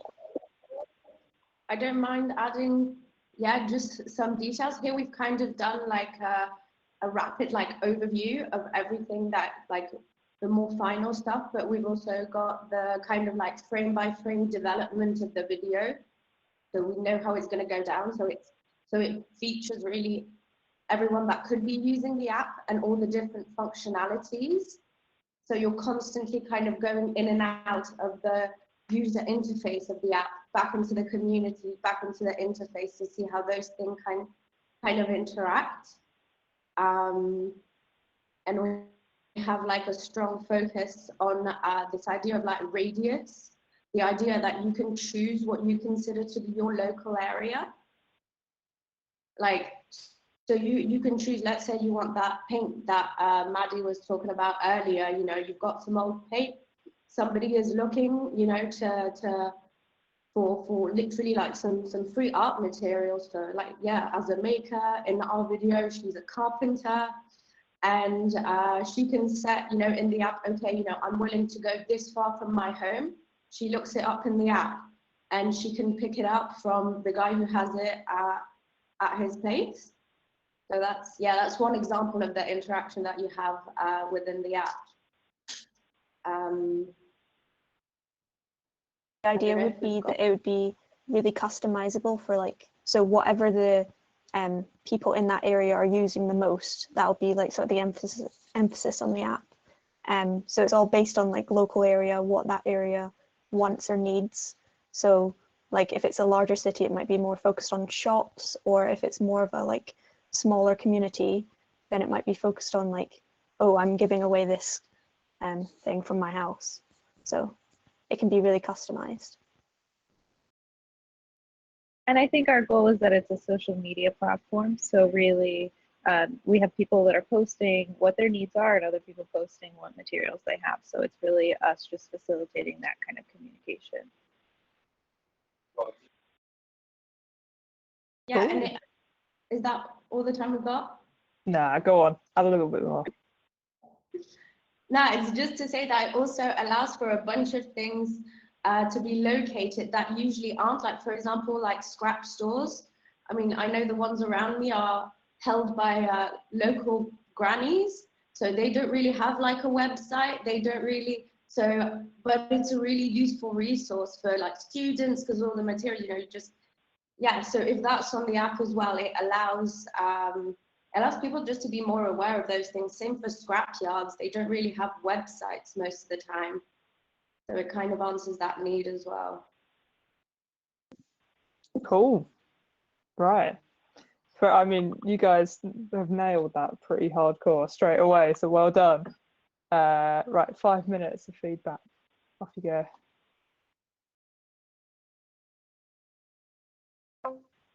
Yeah, hey guys, thank you. That was really great to see, and I think Abby's totally right. I think you've come really far. I can tell, like, you've got a cool name. I think in terms of pitching, and also because you've already said a lot of the things that you're going to do, which I think are going to be helpful, because my notes were almost like that user experience that you're saying. And so Matilda, if I'm saying your name right, it was really good that you said, you know, that you're going to go in and out of user experience to like individual experience to community, because I think that's, again, just all of you guys were talking about making a community, but then having an individual need. So I think it's good to articulate that in your presentation. I think, again, you can go stronger at the start with like one punchline, because I got quite, because you didn't have the visuals to support it in your slides or your video, which you might do, I really had to concentrate because I knew about the topics. I could pick out what you were doing, but if I was, you know, the general public and I wanted to understand this, your unique selling point, what is it? There are other apps, right? There are other websites that do on a basic level, not in the same way, yours is really specific, but you know, even Gumtrees and things like that, where they're like, here, I'm selling this, or this is for free, this is for this, take my pain. Like, you need to, your unique selling point was that you want to create a sustainable environment that is circular, maybe, because that goes around this roundabout idea, maybe those words are important for you? Is it about creating circular systems within neighborhoods? I mean, don't go too complex. It's almost like, how do you take it down one peg, non-academic, to like street level? The public are going to use this app. How are you going to explain it to them? It's like Roundabout, uniting local makers, but they might not be makers. You've said they might just want materials, or they might want to learn how to make. So you've got places, skills, and materials. Like, how are you articulating that in your thing? So I think for me, I'm really interested to see how you pitch it harder in terms of sustainability, in terms of really owning that as a unique selling point, and then how it works in terms of the user interface and the language you use to explain this to the public. Because you've gone that step to explain it maybe to us, but then if it's for that audience, that's interesting for me. Yeah, I mean, if you guys, so if you have questions or things, then ask away.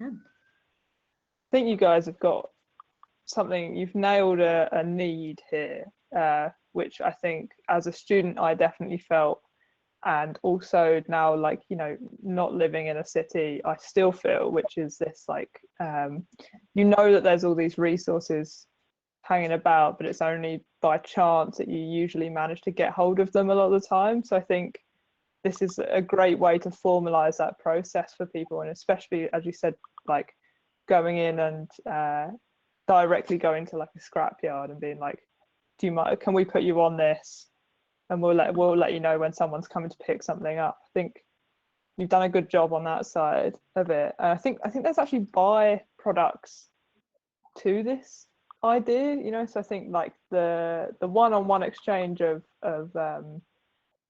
you know, like spare materials and stuff is one thing, but I think it like linking and creating those networks is the other thing, which you guys can show quite nicely in your video, you know, that like these can be prolonged relationships afterwards, that someone now knows that this happens.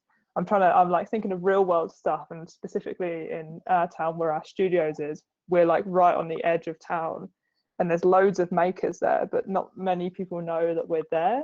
And I think something like this, if you came in and was like, oh, by the way, this guy who's a blacksmith has some spare metal rods, if you want them, can come down and grab them from him and be like, oh wow, look at all these spaces. So you're actually kind of creating like a nice catalyst for these like relationships to form. And they don't necessarily have to be like, I'm an artist, you're an artist. I think like it's almost more valuable in the kind of, I just got some spare stuff, it like people in trade, kind of connecting with people that maybe want to repurpose that. So yeah, I'm into it. I'm totally into it. Yeah. And I think, could you zoom in on the UI? Is this a screenshot or is this a screen? Oh yeah, perfect. On the like the app interfacing bit. Oh, sorry. Cool. I think you guys have got a lot of really strong points. I guess the thing is that if you want to be specific to local makers, because that's what you've written, like maker communities, then you need to go down. If you want to go down that line, go down that line. But then maybe I'd distinguish the groups between like local makers, like, you know, public makers, students, because that was a good point, Abby. Like, you know, students really need resources. Maybe there's one, and then tradespeople. So you have different access points that are very clear. Otherwise, you might want to have like, you know, to unite local people through making places, you know, making skills, materials, and, you know, so take the maker down. And then also you've got 3 at the moment, places, skills, and materials. But actually the other one, the 4th one, if you wanted it, is community, right? Or because that's another one that you might want to, that you said was very significant. You want this platform, social media kind of thing. So how does someone access that really easily for the chat, for the community? So that's it. But you're really on the right track and thinking, and I think you just need to articulate who it is now, because you've got all these parts funnel it in, and if it is just makers, stay true to that. It's cool. For sure, and it's beautiful. You've done a great job on the branding already, which is really, you know, lovely little color scheme. And I like the kind of the examples on how your video is going to look. You know, you've planned out that side of things, so you can kind of almost like put that on a shelf for a second and like decide the nitty gritty of kind of, yeah, how someone would exactly use it, because the visual stuff is probably the most I've seen so far out of any group. So well done on that side. And yeah, now you can kind of fine tune how someone would use it. But yeah, I think you've done a great job. Have you got any last questions before we leave? Yeah, it's more a technical question, but would you recommend that in our next pitch we had like a slideshow? Can do. I mean, you can make a slideshow on the road by drawing. I can see on your screen. So the third button from the bottom on the left toolbar is a frame. If you draw that frame around something at the bottom, you should be able to press play, and it will take you from frame to frame. So you could actually use that feature to kind of make your slides within this presentation. I can send you a little extra bit if you don't manage to find it. But yeah, it's always good to come in. And you did do that, come in with like a we are roundabout and we are doing this. But yeah, frames of slides are always handy in that, and can kind of, I mean, you can kind of show us what you've already got in your video in that way. It just looks a bit bigger, which is quite handy. But yeah, I'll send you a tutorial on how to make frames as presentations on Miro, and then you can just do it on there. But yeah, well done. Good job. Yeah, great. Yeah, and keep it up. I'm Yeah, excited good to luck, see guys. more. Amazing. Right. Okay, See you bye. around. Bye. That was so positive.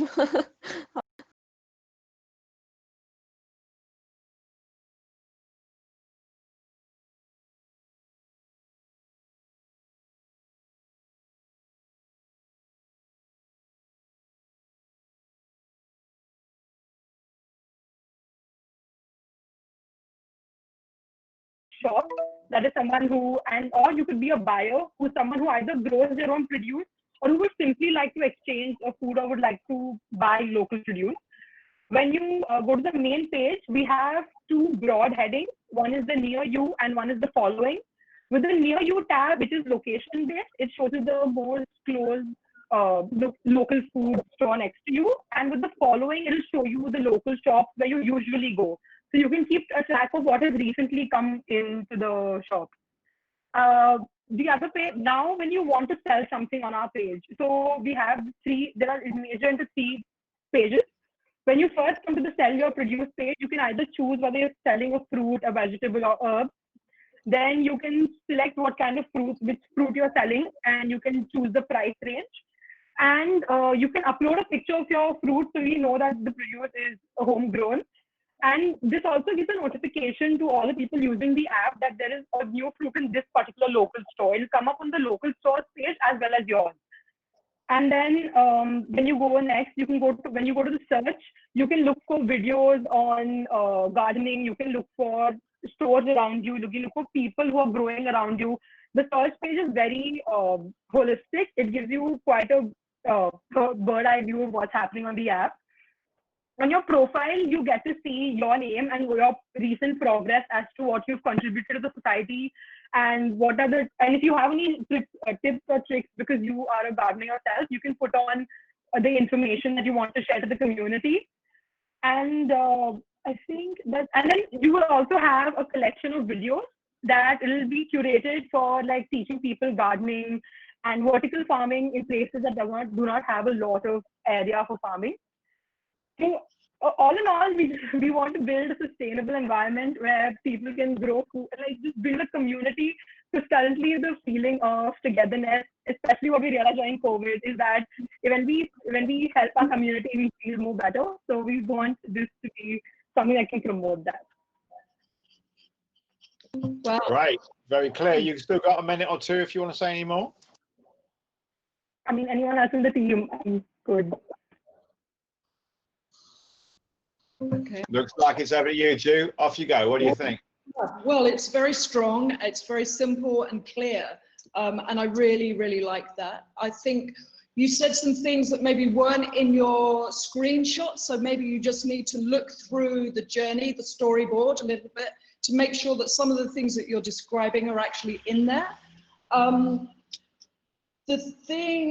few things, these things are obviously like fantastic, but just a few areas of things which I thought could be interesting to add into it, but obviously that's up to you. Obviously, some people in a community can't make these things, can't go and pick these things up. So you might want to include something where there's members of the community who can't leave their house, so you could take things to them, just to kind of think about a complete sort of community of different ages, and not just people who are very physically able-bodied. The other thing that I thought as well, which I've heard of locally, which just felt to me that it seemed could fit in with this, was when people have a space where you can grow food, but you're personally not interested in grow food, people can come and use your garden or your land to come and grow things. And I think, you know, that it feels like it's a very generous and very well thought out project, but just, you know, there's just lots of other little things that you could put in there as well if you wanted to. There was an artist in New York, actually, I think in the 70s, called Gordon Matter Clark, and he brought up all of the tiny little weird bits of space that weren't being used, and they exist all over cities, all over the world, where there's bits of land that are not being used, and they often become the community gardens. But I just think, you know, it's sort of just noticing those things. It might be where you've got all of the stuff about what is happening in the videos. It might be, is there a piece of land near you that you could grow things on? It might be about not just doing it, but looking for new opportunities as well to grow it, to suggest other ways and other places that people can use. Often today in the UK, it's certainly about growing things in your window box and things like that. So there's very simple, small local things that people can do, as well as needing to do something very big and physical. So I think it's very lovely, and I think the storyboard is really great, you know, you can see, but I think just develop that more. I know Fred will say this, and I'm going to say it before you, Fred, which is putting people into the video, that sense that, you know, it's not just a set of choices, it's not just a set of screens, that it's like seeing people doing it, you know, and I think that really does make it more friendly and inviting, and you know, a sense of possibility that you could be one of these people in this community, I think is really, really good. But yeah, I really like it. I mean, what do you think that you need to do now to it? What stage do you feel like you're at?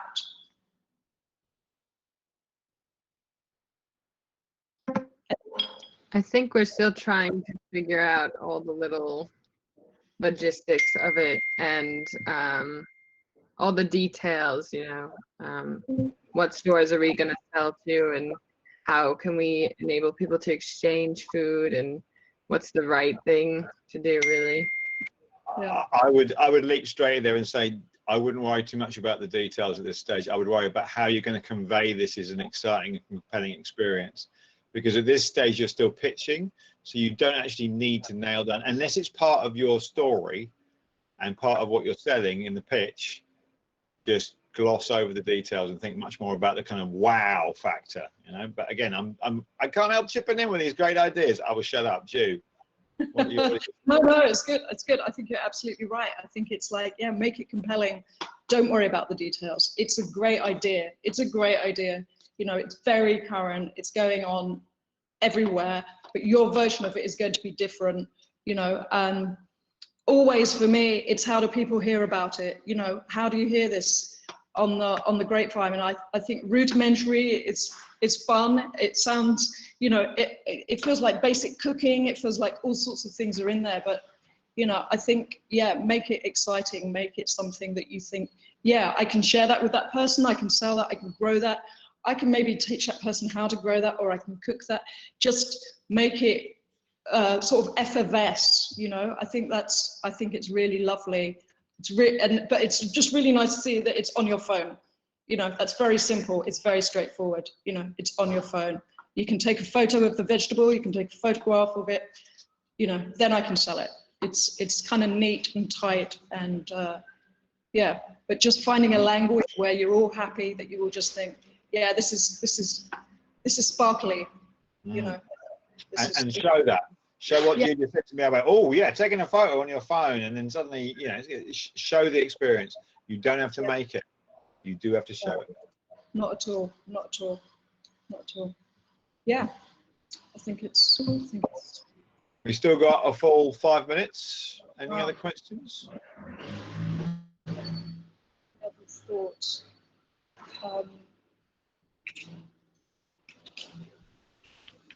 Maybe one of you should be the voice. You know, choose a narrator, choose somebody who's going to tell the story on the video. Maybe choose who's going to be in it. You know, maybe you could film some little clips and stuff of you kind of doing it. You know, I don't know. Just try some stuff out, have a bit of fun, and just try a few really dirty and loose kind of films on your phone or something. You know, can be really, really lovely. I saw a film the other day, and I don't know whether I can quite believe it's true, but it's this woman growing vegetables in between the paving stones in the dirt that goes in between the paving stones. She puts all these seeds in, then, you know, a couple of weeks later, there's cabbages, and she's harvesting stuff from out on the pavement. So it's just like, it was just like, wow, and it's quick and it's fast, and just something where it's like, and now we have the carrots, and now we have the, you know, just, yeah. Have a play. How are you sharing information? I don't know how you're working together. How's that going? Do you have a shared Miro board? Yeah. So the one that you're seeing right now is just one frame in a huge Miro board. So we just keep putting ideas there and voting on that. That way there's no problem with sharing ideas. It happens like as the idea comes into our mind. And Slack is really good and efficient. So we're liking doing that. Yeah, totally. I'll give you a tour, Ju. I'll give you a Miro tour at some point. Yeah, that'd be lovely. I'd love to sort of see, because it's kind of quite amazing. Yeah. Could you move us, if you're sharing your screen, could you just move us around your mood board? That would be great. Or it's not your mood board anymore, it's your brainstorming board. Just give us a little overview. Look at all of that. There you go. Lovely. It's really nice. Cool. I was just thinking, put music on it as well. Don't be afraid to kind of give it a soundtrack. Make it, you know, just sort of make it catch the viewer, catch the ear, catch the eye. You know, I think it's kind of it's really great. Thank you for showing me around your board as well. Yeah, it's very generous of you. Yeah. Cool. Yeah. Okay. Well, if you've got nothing else, we will leave you. But before we do, you just say thank you very much. What a great pitch. Good luck. Good luck. I hope it goes well. Good luck with the film. Yeah. Well done. Bye.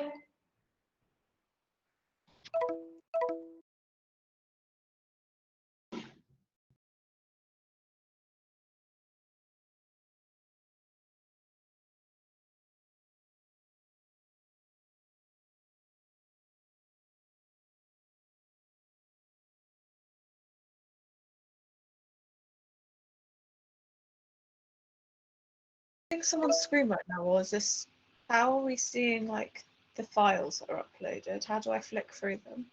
I'm sharing it like manually, file by file. Oh, okay, that's fine then. Okay. So when Amy's talking, I will just skip to the relevant picture. Cool. Okay. Or try to.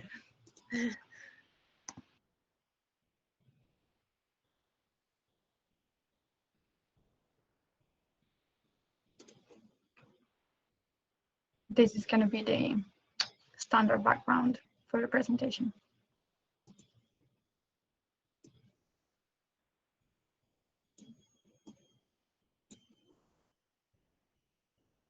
Like how much effort I put into his body. It's perfect. I think the video, we definitely have to have like those, all of the characters just like animated and like doing something stupid, I don't know. Like they could all be like on a beach, just like on the offshore island. I like that idea, yeah. on a deck chair. Yeah.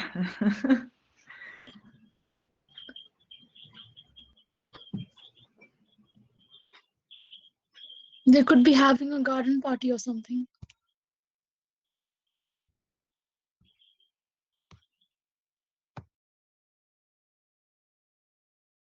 I feel like this lady or whoever it is going to be really late, and we're just going to be sitting here like waiting.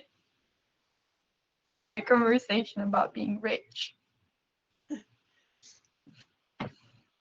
I'm still researching what Kylie Jenner spends her money on. It's actually ridiculous. So? Like she spent like the same amount as like a really, really expensive lavish wedding on Stormy's first birthday party and things like that. Like at least 40k on a birthday party. And like 500 grand Rolex, no, 53 grand Rolex, sorry, and like just loads of shit. I need to like work out all the percentages of it. Did you guys, by the way, see the percentage calculator that I put in there? Oh, hi. No, I couldn't find it. Hello. I think it's above Jeff Bezos. I just want to say, yeah, I've just been off the back of one other group, and one thing that I kind of, realized off of it was that don't get massively caught down in the specifics. It's more about, the two deliverables are a video and a poster. You don't need to make a full-on board game. It doesn't have to work. It's about the idea and the vision and the passion behind it that you're trying to get across through the video. The other group's doing an app, but they don't really need to make the app. You don't need to know the specifics of how everyone will go through it. It's more about why they want that thing and how that would change people's perception in terms of your project. So just keep that in mind. But yeah, I'm super confident. It'll be any minute now that they come in, so just smash it. And yeah, if you need anything, I'm gonna write notes, so just no need to worry about taking notes. But yeah, gonna smash it, so go on.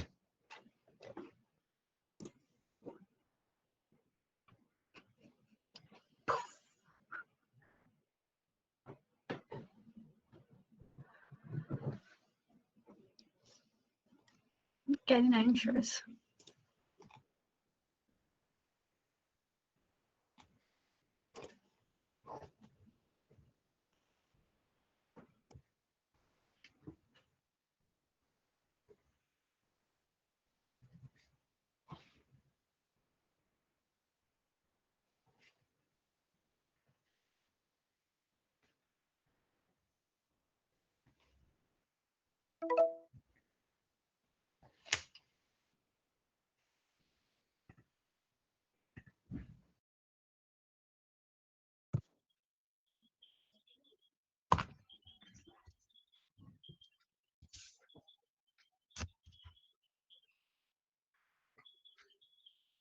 Amy, later, I'm not being able to find anything on Mark Zuckerberg. Like, I don't know if he doesn't spend his money or what, but I'm not being able to find anything substantial. Like, yeah, and there's nothing on the web.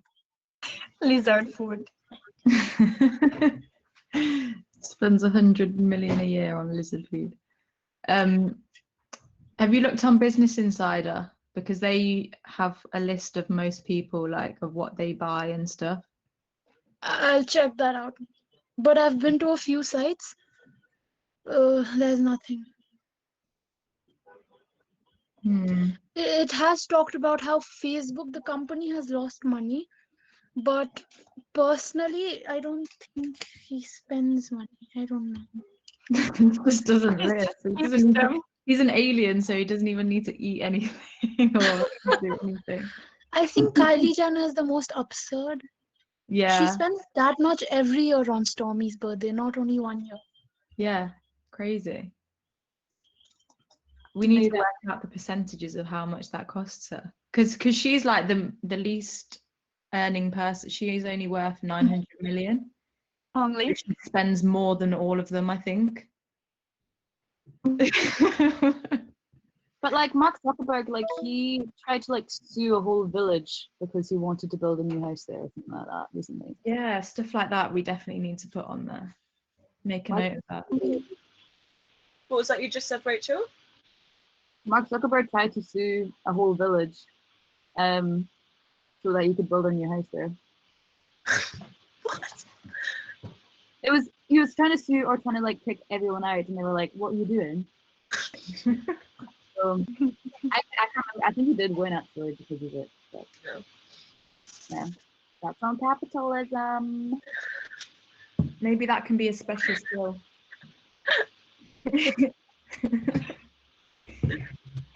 Can you have where it's Mark Zuckerberg as a lizard? But I don't think we're gonna use it. It was. Maybe I should give him a lizard body in his little character card. Oh yeah. Make it subtle, like give him little lizard eyes or something, very silly. It's like on further inspection, it's like, hold up. I love this so much.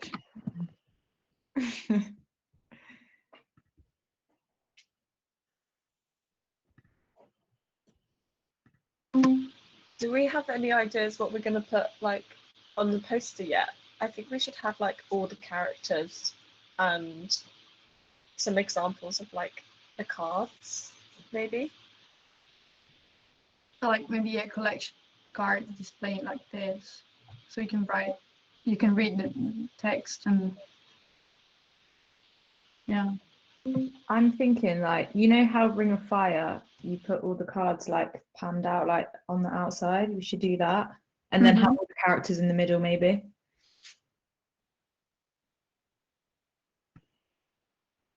We could also do something where it's like it can be, since it's landscape, we could also make it look like a banknote as well, or something like that. Ooh, cool. That's really cool. I can see like a really strong headline inviting you to play, like maybe something about get rich before the collapse, or like something mentioning the like all the whole thing together in a single sentence, just going straight forward for it.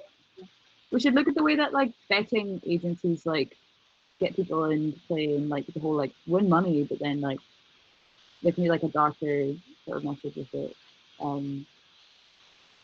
Yeah. If we were doing like a banknote, we could have like, you know, it's got like the Queen's head. We could just have like all of their heads coming out of like one thing. Ooh, a monster. Yeah, like a monster. They are monsters essentially, aren't they? So I love how we all agree on that. we're really demonizing them. Yeah, I mean, sorry, you asked. But can you have a look at the descriptions of the characters? Maybe you can share my screen. Yep.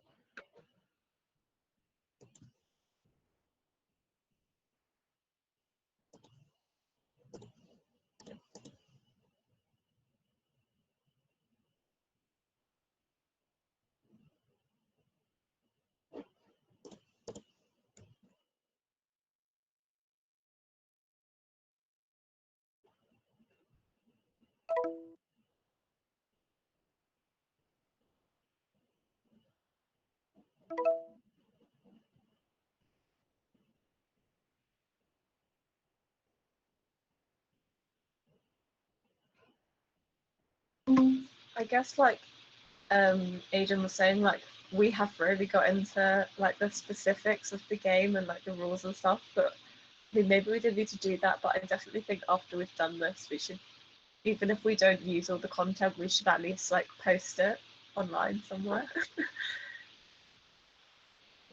Yeah, we could make like launch Instagram profile for this. As if the game was launched for real.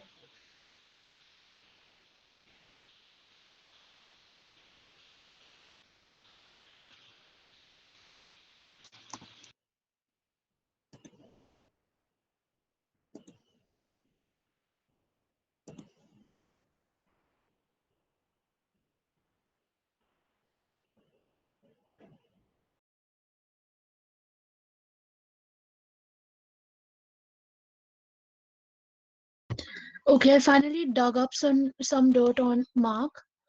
Apparently, he has spent around 100 million on 2 properties, and one of them is about 750 acres on the north shore of Hawaiian island of, I don't know how to pronounce that.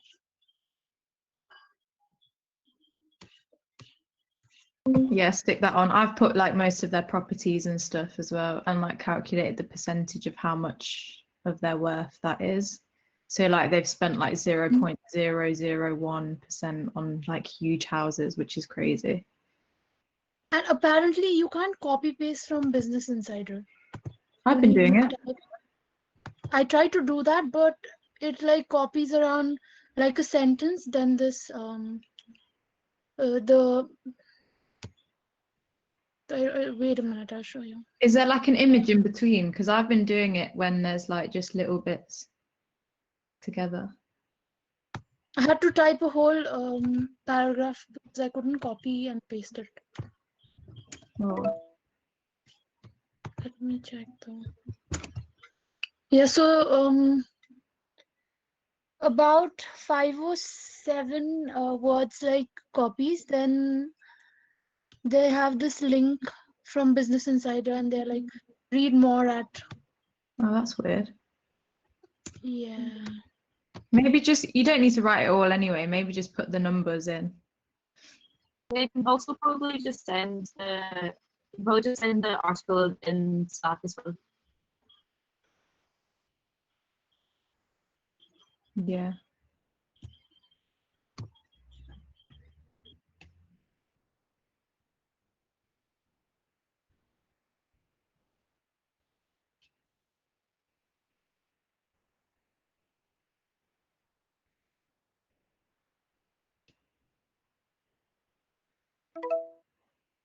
Hello, I'm Sophia.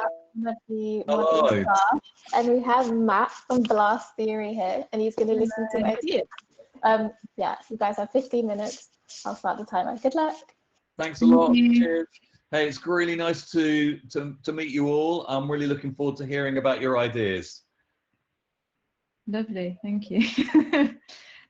So we'll start with the vision was to expose the unethics of being like a billionaire and hoarding money, and like the footprint that like it takes to make so much money and then just have it sitting there for like not anything with it. So what we're making is a board game, but it's online. We thought we'd make it online so that it's accessible to everyone, and also it means that we can actually like keep updating it and keep making sure that it's got facts on it, because we wanted to make sure that we've got accurate things and it's relevant to everything that's happening as things happen.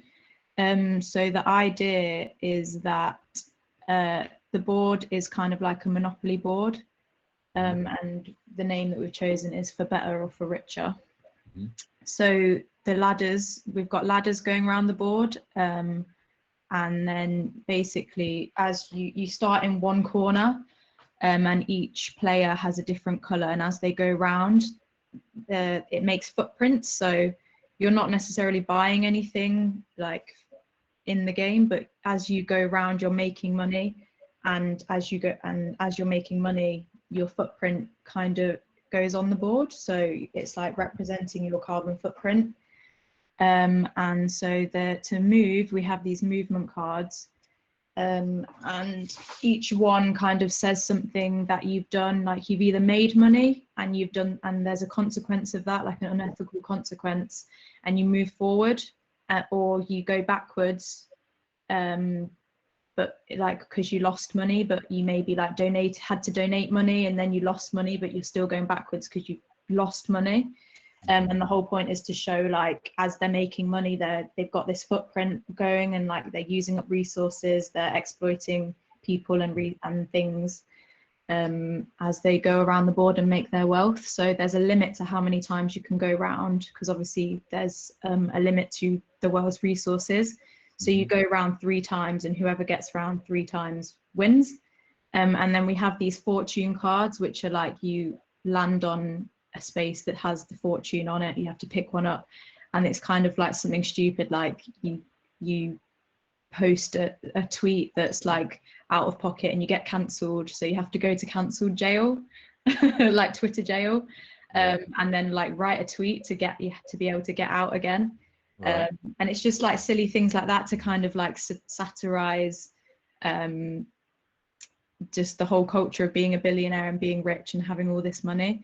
So we've been doing some research today because we obviously want it to be pretty like factual, and we want to like make up some like fake cards that we like, example cards that we would use. Things like we have some examples on our Miro board. I don't know if we have that to share with you right now, later. But yeah, so it's like, you donate 0.1% of your wealth to a charity you've never heard or care about, but you receive $600 for extra exposure. So you go forward one, and then it's like you've successfully evaded your taxes, move forward 3 spaces and things like that. And I can't remember if I've missed anything. I think it's just sort of like a satirical game, which is also just fun, a bit of fun, but also sort of educational at the same time. Yeah, I think we're sort of in the stages of planning the poster and the film currently. But we've done like some character development stuff. Helena's drawn some characters which I think are going to be sort of the face of our advert. Have a flip through. Oh yeah, and so when you finish the game, you get like a top trump card kind of thing of like each character's wealth and like their carbon footprint, how much they spend on things, and then you're asked kind of like, what would you like to spend your wealth on now? You've basically been given their wealth and you want to try and spend it, and it comes up with loads of different options, things that they've bought. So like a 53 grand Rolex or something that's like 0.001% of their wealth, and like things like that, or like end world hunger, which would be like 20% of their wealth and things like that. So you can see kind of like the relevance to world issues as well, and like how they could do all these things but they don't, and things, and how ridiculous that is, and like how small things are to them. So yeah, just kind of like expose all of that. All right, lovely. Thank you very much. Obviously, the feedback I'm going to give you is based only on what I've heard from you, and there may well be things I've misunderstood. If I've misunderstood it, that might be a clue about how you pitched it. And there may well be things that I say to you that you just flat out disagree with. That's totally fine. By all means, disregard anything I'm about to say to you. This is just my take on it at a very quick response. So, have you played this game? Play this game. Okay, don't go any further without playing this game. You've got to find a way that you can play it and tell each other whether it's fun or not fun. Okay, it's very dangerous with games because they can look like they would be fun and strangely not be very fun. And exactly the opposite is true. You can have a game that looks a little bit boring and actually is very compelling. And in games design, you must play test and change the rules based on what you learn by playing. Now, I know you're separated. I know there are challenges around this, but somehow there is a way, okay? There will be a way, even if you're doing a Zoom and someone has a board stuck on the wall and you're just doing it on a camera like that, somehow. But play it. Don't go another meter forwards without playing it, because you need to start checking your ideas against the reality of the game. Do you know the history of Monopoly? Right? Okay, so Monopoly was originally a game designed by left-wingers in the 1930s to protest against monopoly. and to protest against the capitalist class. It has a very interesting history. I cannot remember the name of it originally, but it wasn't called Monopoly to start with. But a game that was designed to satirize rich people and make it clear how terrible that was has become something that rich people play for laughs. So the issue of how a satirical game draws attention to people being rich and makes that a problem is it's harder than it looks. So you have a slight issue there, which is, you know, the next thing is, who is going to play? Who are you thinking about? Do not say everyone. Think about who is realistically going to be playing this. Is it your age group? Is it people from your country or your culture? Is it people all over the world? Is it people from a specific area? And when are they going to play? Are they playing for 2 minutes on the bus on their phone? Are they playing for 5 hours over a week, over a full Sunday afternoon? Is it going to appeal to the kind of Dungeons and Dragons players who don't mind a book of rules? Or is it designed to be played by 10-year-olds who only need the simplest possible rules, otherwise they're going to get confused? So talk about that question.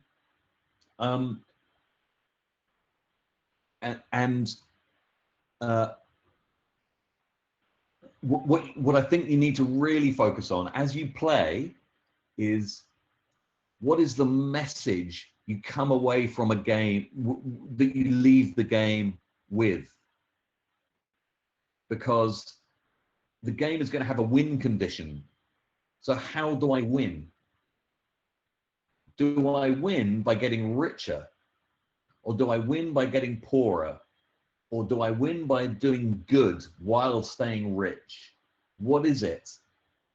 So the win condition, the goal of the game, is very important. And then try to play as quickly and as often as possible and change the rules, change the game as you learn. Your graphics look really nice, your drawings are lovely, but it won't matter at all if the mechanic of the game is not successful. And games where you roll a dice, they've been heavily done. You know, every tiny variation of dice rolling games has been explored. It's not to say you can't make a fun game that way. I bet you can, but just be aware of how congested a space it is. So, you know, there's a danger that you're going to spend time saying, yeah, we're going to create a hit single, blah, blah, blah, blah, blah, blah, blah, without talking about what the tune is. And it's like, this is where you're at with your game, is like, it's time to get down in the detail. And when it comes to pitching it, you might find a playful way to pitch it, where the people you pitch it to get to play a little, or you at least give them a choice or something like that. You throw something out a little bit so that people are slightly involved in the game. Okay, that's enough from me. Do you have any other questions? Anything you want to push back on there? Is there anything I've misunderstood?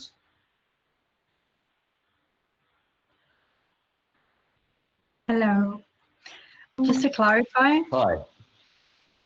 Oh, Ella, Sure. do you want to go? No, you go. About the ending, we discussed what we want the players to take out from the game, which message, since the game itself is a bit more about being rich and not an attack on the person, on the characters we're playing. We want it to be, we want like this revelation moment at the end of the game, when we decided that the richest wins anyway, as in real life, but you get these few cards at the end with actions you can do, what you can solve by using your money, and you also get told whether the person you're impersonating, your character, is doing these things or not. And if you want to do this, if you choose to take these actions, you get the percentage of their wealth for you to see how irrelevant that is. So basically, you have to decide at the end of the game whether, well, at what point you are, at what point it's acceptable for you to be rich, if you do good things as well, if it's ethical, if you do good things, or if it isn't at all. That's what we want to say. Okay, that sounds good. Yep, like then it's all about just trying to play that through and see how that pans out, what it feels like to play. One other observation I would make is that the billionaires you've chosen, they are slight anomalies because some of them are self-made billionaires. And of course, the secret that no one really likes to admit is that by far the largest majority of the rich people were born rich, grew up rich, inherited rich, and stayed rich. And so the story of Zuckerberg and Jeff Bezos is the story that the capitalists want to tell, which is, hey, he was just a brainy student at Harvard and look what he made. That's not actually how wealth tends to operate worldwide.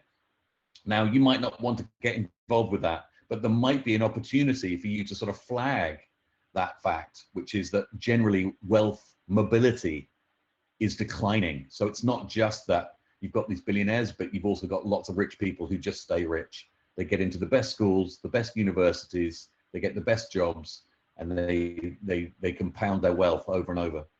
But hey, we're getting into the politics now. That's very dangerous. Super quickly, on that note, you guys have about 1.5 minutes to get any last comments, anything you want in. Okay, thanks, Safi. Anything else that you want to ask? Anything that I've said that you're not sure how to act on? I think on the note of getting into the politics of like the self-made versus like they stayed rich, we were maybe wondering how you would incorporate that in more of a playful way, because obviously it's already like pretty intricate. Well, I mean, that we're displaying. Yeah, go on. Yeah, and I think the secret of good games design is to add some complexity, try it, and then reduce the complexity again. So it's one of the reasons why I want you to play things quickly, because you can rapidly get to a thing where the rules get more and more and more complicated. Designing simple games is really hard, so you may be able to reduce the complexity once you play test. And secondly, you then might be able to see for yourselves the interaction between rules and meaning.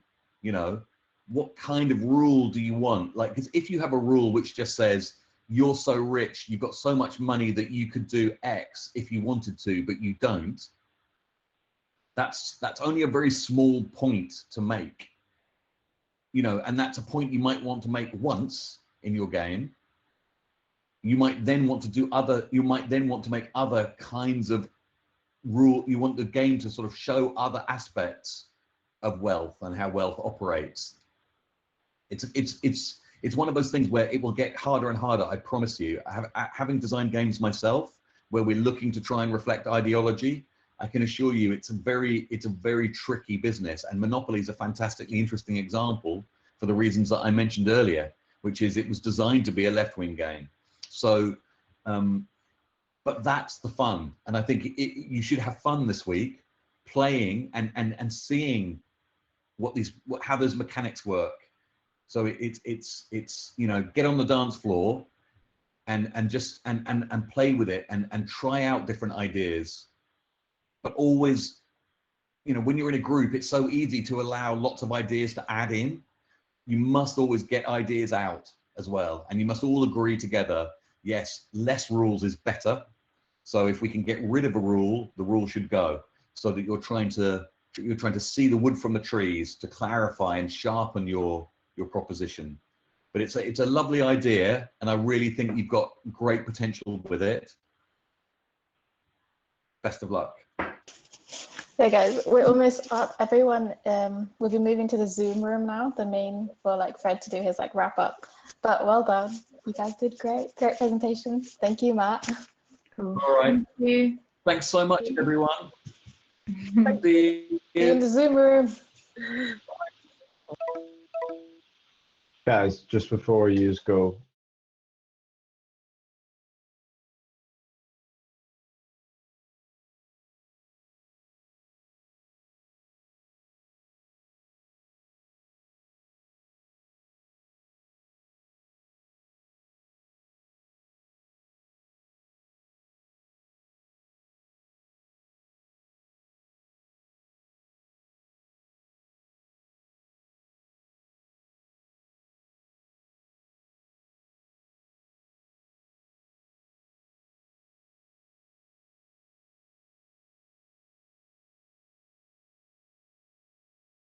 I'm also learning even more about Moreau through the students because you guys have been using it so well.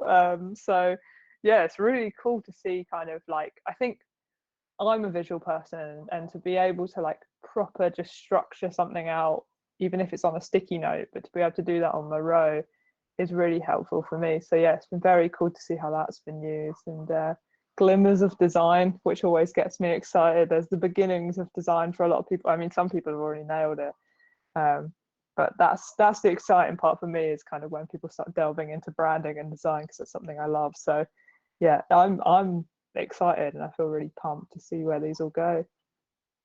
Excellent, right. Well, if I hope you had a great crit, or everyone I saw was great. If you didn't feel you had a great crit, don't worry. It's only one person's opinion, and constructive criticism is often the most useful. But you know, pick yourself up and talk to your module staff person, and we'll help you move it on. And as I say, better to happen now, if that was the case, which I'm sure it wasn't. But if it was, then better now than Thursday for sure. There's a few things I want to just address that occurred to me during the crit process. I'm sure Abby, please. This is just work in progress, people. So this obviously isn't finished. They kind of know that, so don't worry about that. But everyone who's coming into your crits, they make work as well. They understand this is just a starting point. So you don't need to apologise for your work. And in a way, it's good to just kind of be confident. It helps what's going on. If you're other people's work as references now, that's starting to be just filler, I think. So unless you're actually going to incorporate it into your final project, I think try not to show other people's works and say it will be like this. That feels like it's a little bit of a wasted time. You know, I think you all realise now how precious those 15 minutes are. So let's make the most of them. Excuse me. I understand there are many people on this workshop where English is not their English is not their first language, and that's fine. It's one of the reasons why we're asking you to make a video, because that can kind of represent your project for you.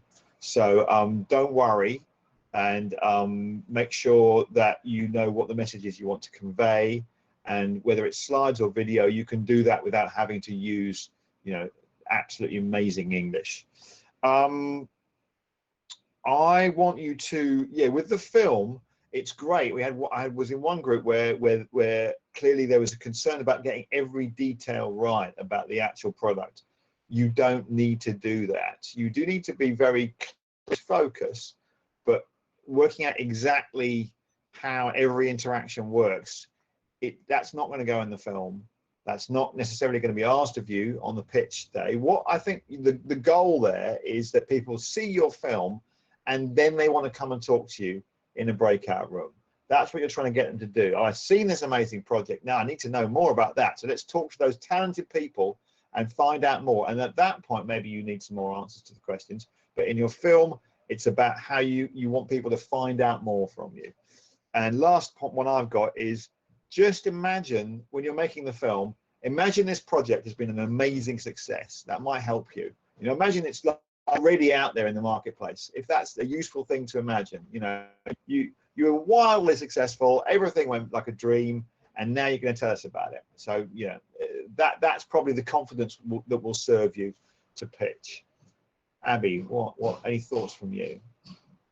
Yeah, I think if we're divulging a tactic we've been using to kind of help if you've got anyone in your group that's maybe struggling with this being a second language, is just write notes on most of the things you've been saying. Just get it into Slack. You know, any important points that your group comes up with, just put it into Slack, and then people can translate it back out, or you know, just have more time to read it.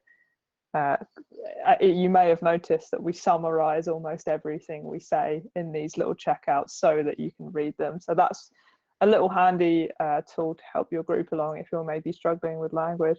And we had a video in the past that had Japanese subtitles, which was amazing. So if you fancy putting subtitles on your final video, if you think that will help, do it. You know, I think we had that when we did our workshop in Shanghai as well. Actually, we had a couple videos that had subtitles on it. So yeah, you can kind of cross that line between the two of them in the videos. But I think yeah, if you're still stuck in references right now, this is the time to kind of put it to bed. You've done amazing research already, but it's time to make now, you know. And I think test it often, and just test it fast. You know, I think that will really improve your projects. But it's been incredible seeing how much you've managed to do. Seeing as like, yeah, it's only really been 2 days of you guys in your project groups. So well done. Absolutely, well done. Just to speak to that subtitles point, if you want to make the film in another language and subtitle it in English, absolutely fine by us as well. If you think that would serve you better, even during or after the workshop, we've got no problem with that at all. It's your film.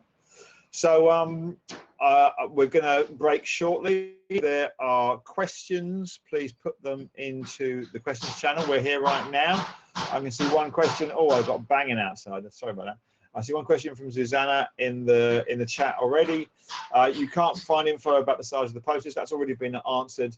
But don't worry, we'll get very specific about that tomorrow. There's a few more things we want to run through with you tomorrow morning. So we still don't stress too much about or like format, compressing and stuff. We'll get everything ready for you tomorrow. But thank you for asking, Susanna. That's really useful. If you've got any other questions for us that you want us to answer now, live, now is the time to stick them in the questions channel. And I suspect there will be less today than other times, because I think you kind of know what you're doing now. You're all getting on with it. So I will just, in that, also stress that do not close the day without checking out with your group, giving us some feedback, and talking to your buddy. Please do those 3 things. That would be super appreciated. Thank you very much. I see no questions. I hear. Can you hear the banging outside, Abby? Can you hear that? Yeah, I can. That's my life in lockdown. What you gonna do? No questions on my side. Okay. All right. I'm going to call it in that case. Well done. Epic day. Thank you. We really appreciate having you on board. So good, so excited. The backstage room with the experts was buzzing afterwards. Everyone was going, I cannot believe these amazing projects and the collaborative scope, because this is international, this is global, and we are very lucky to be part of it. So thank you again. And we'll see you same time, same place tomorrow. Have a good evening, morning, afternoon. Enjoy. See you later. Well done. Feedback. Check out. Do your buddy. Check out Feedback Buddy. Check out Feedback Buddy. Buddy. There we go. Okay, we can make this into a routine, can't we? Alrighty, we're done.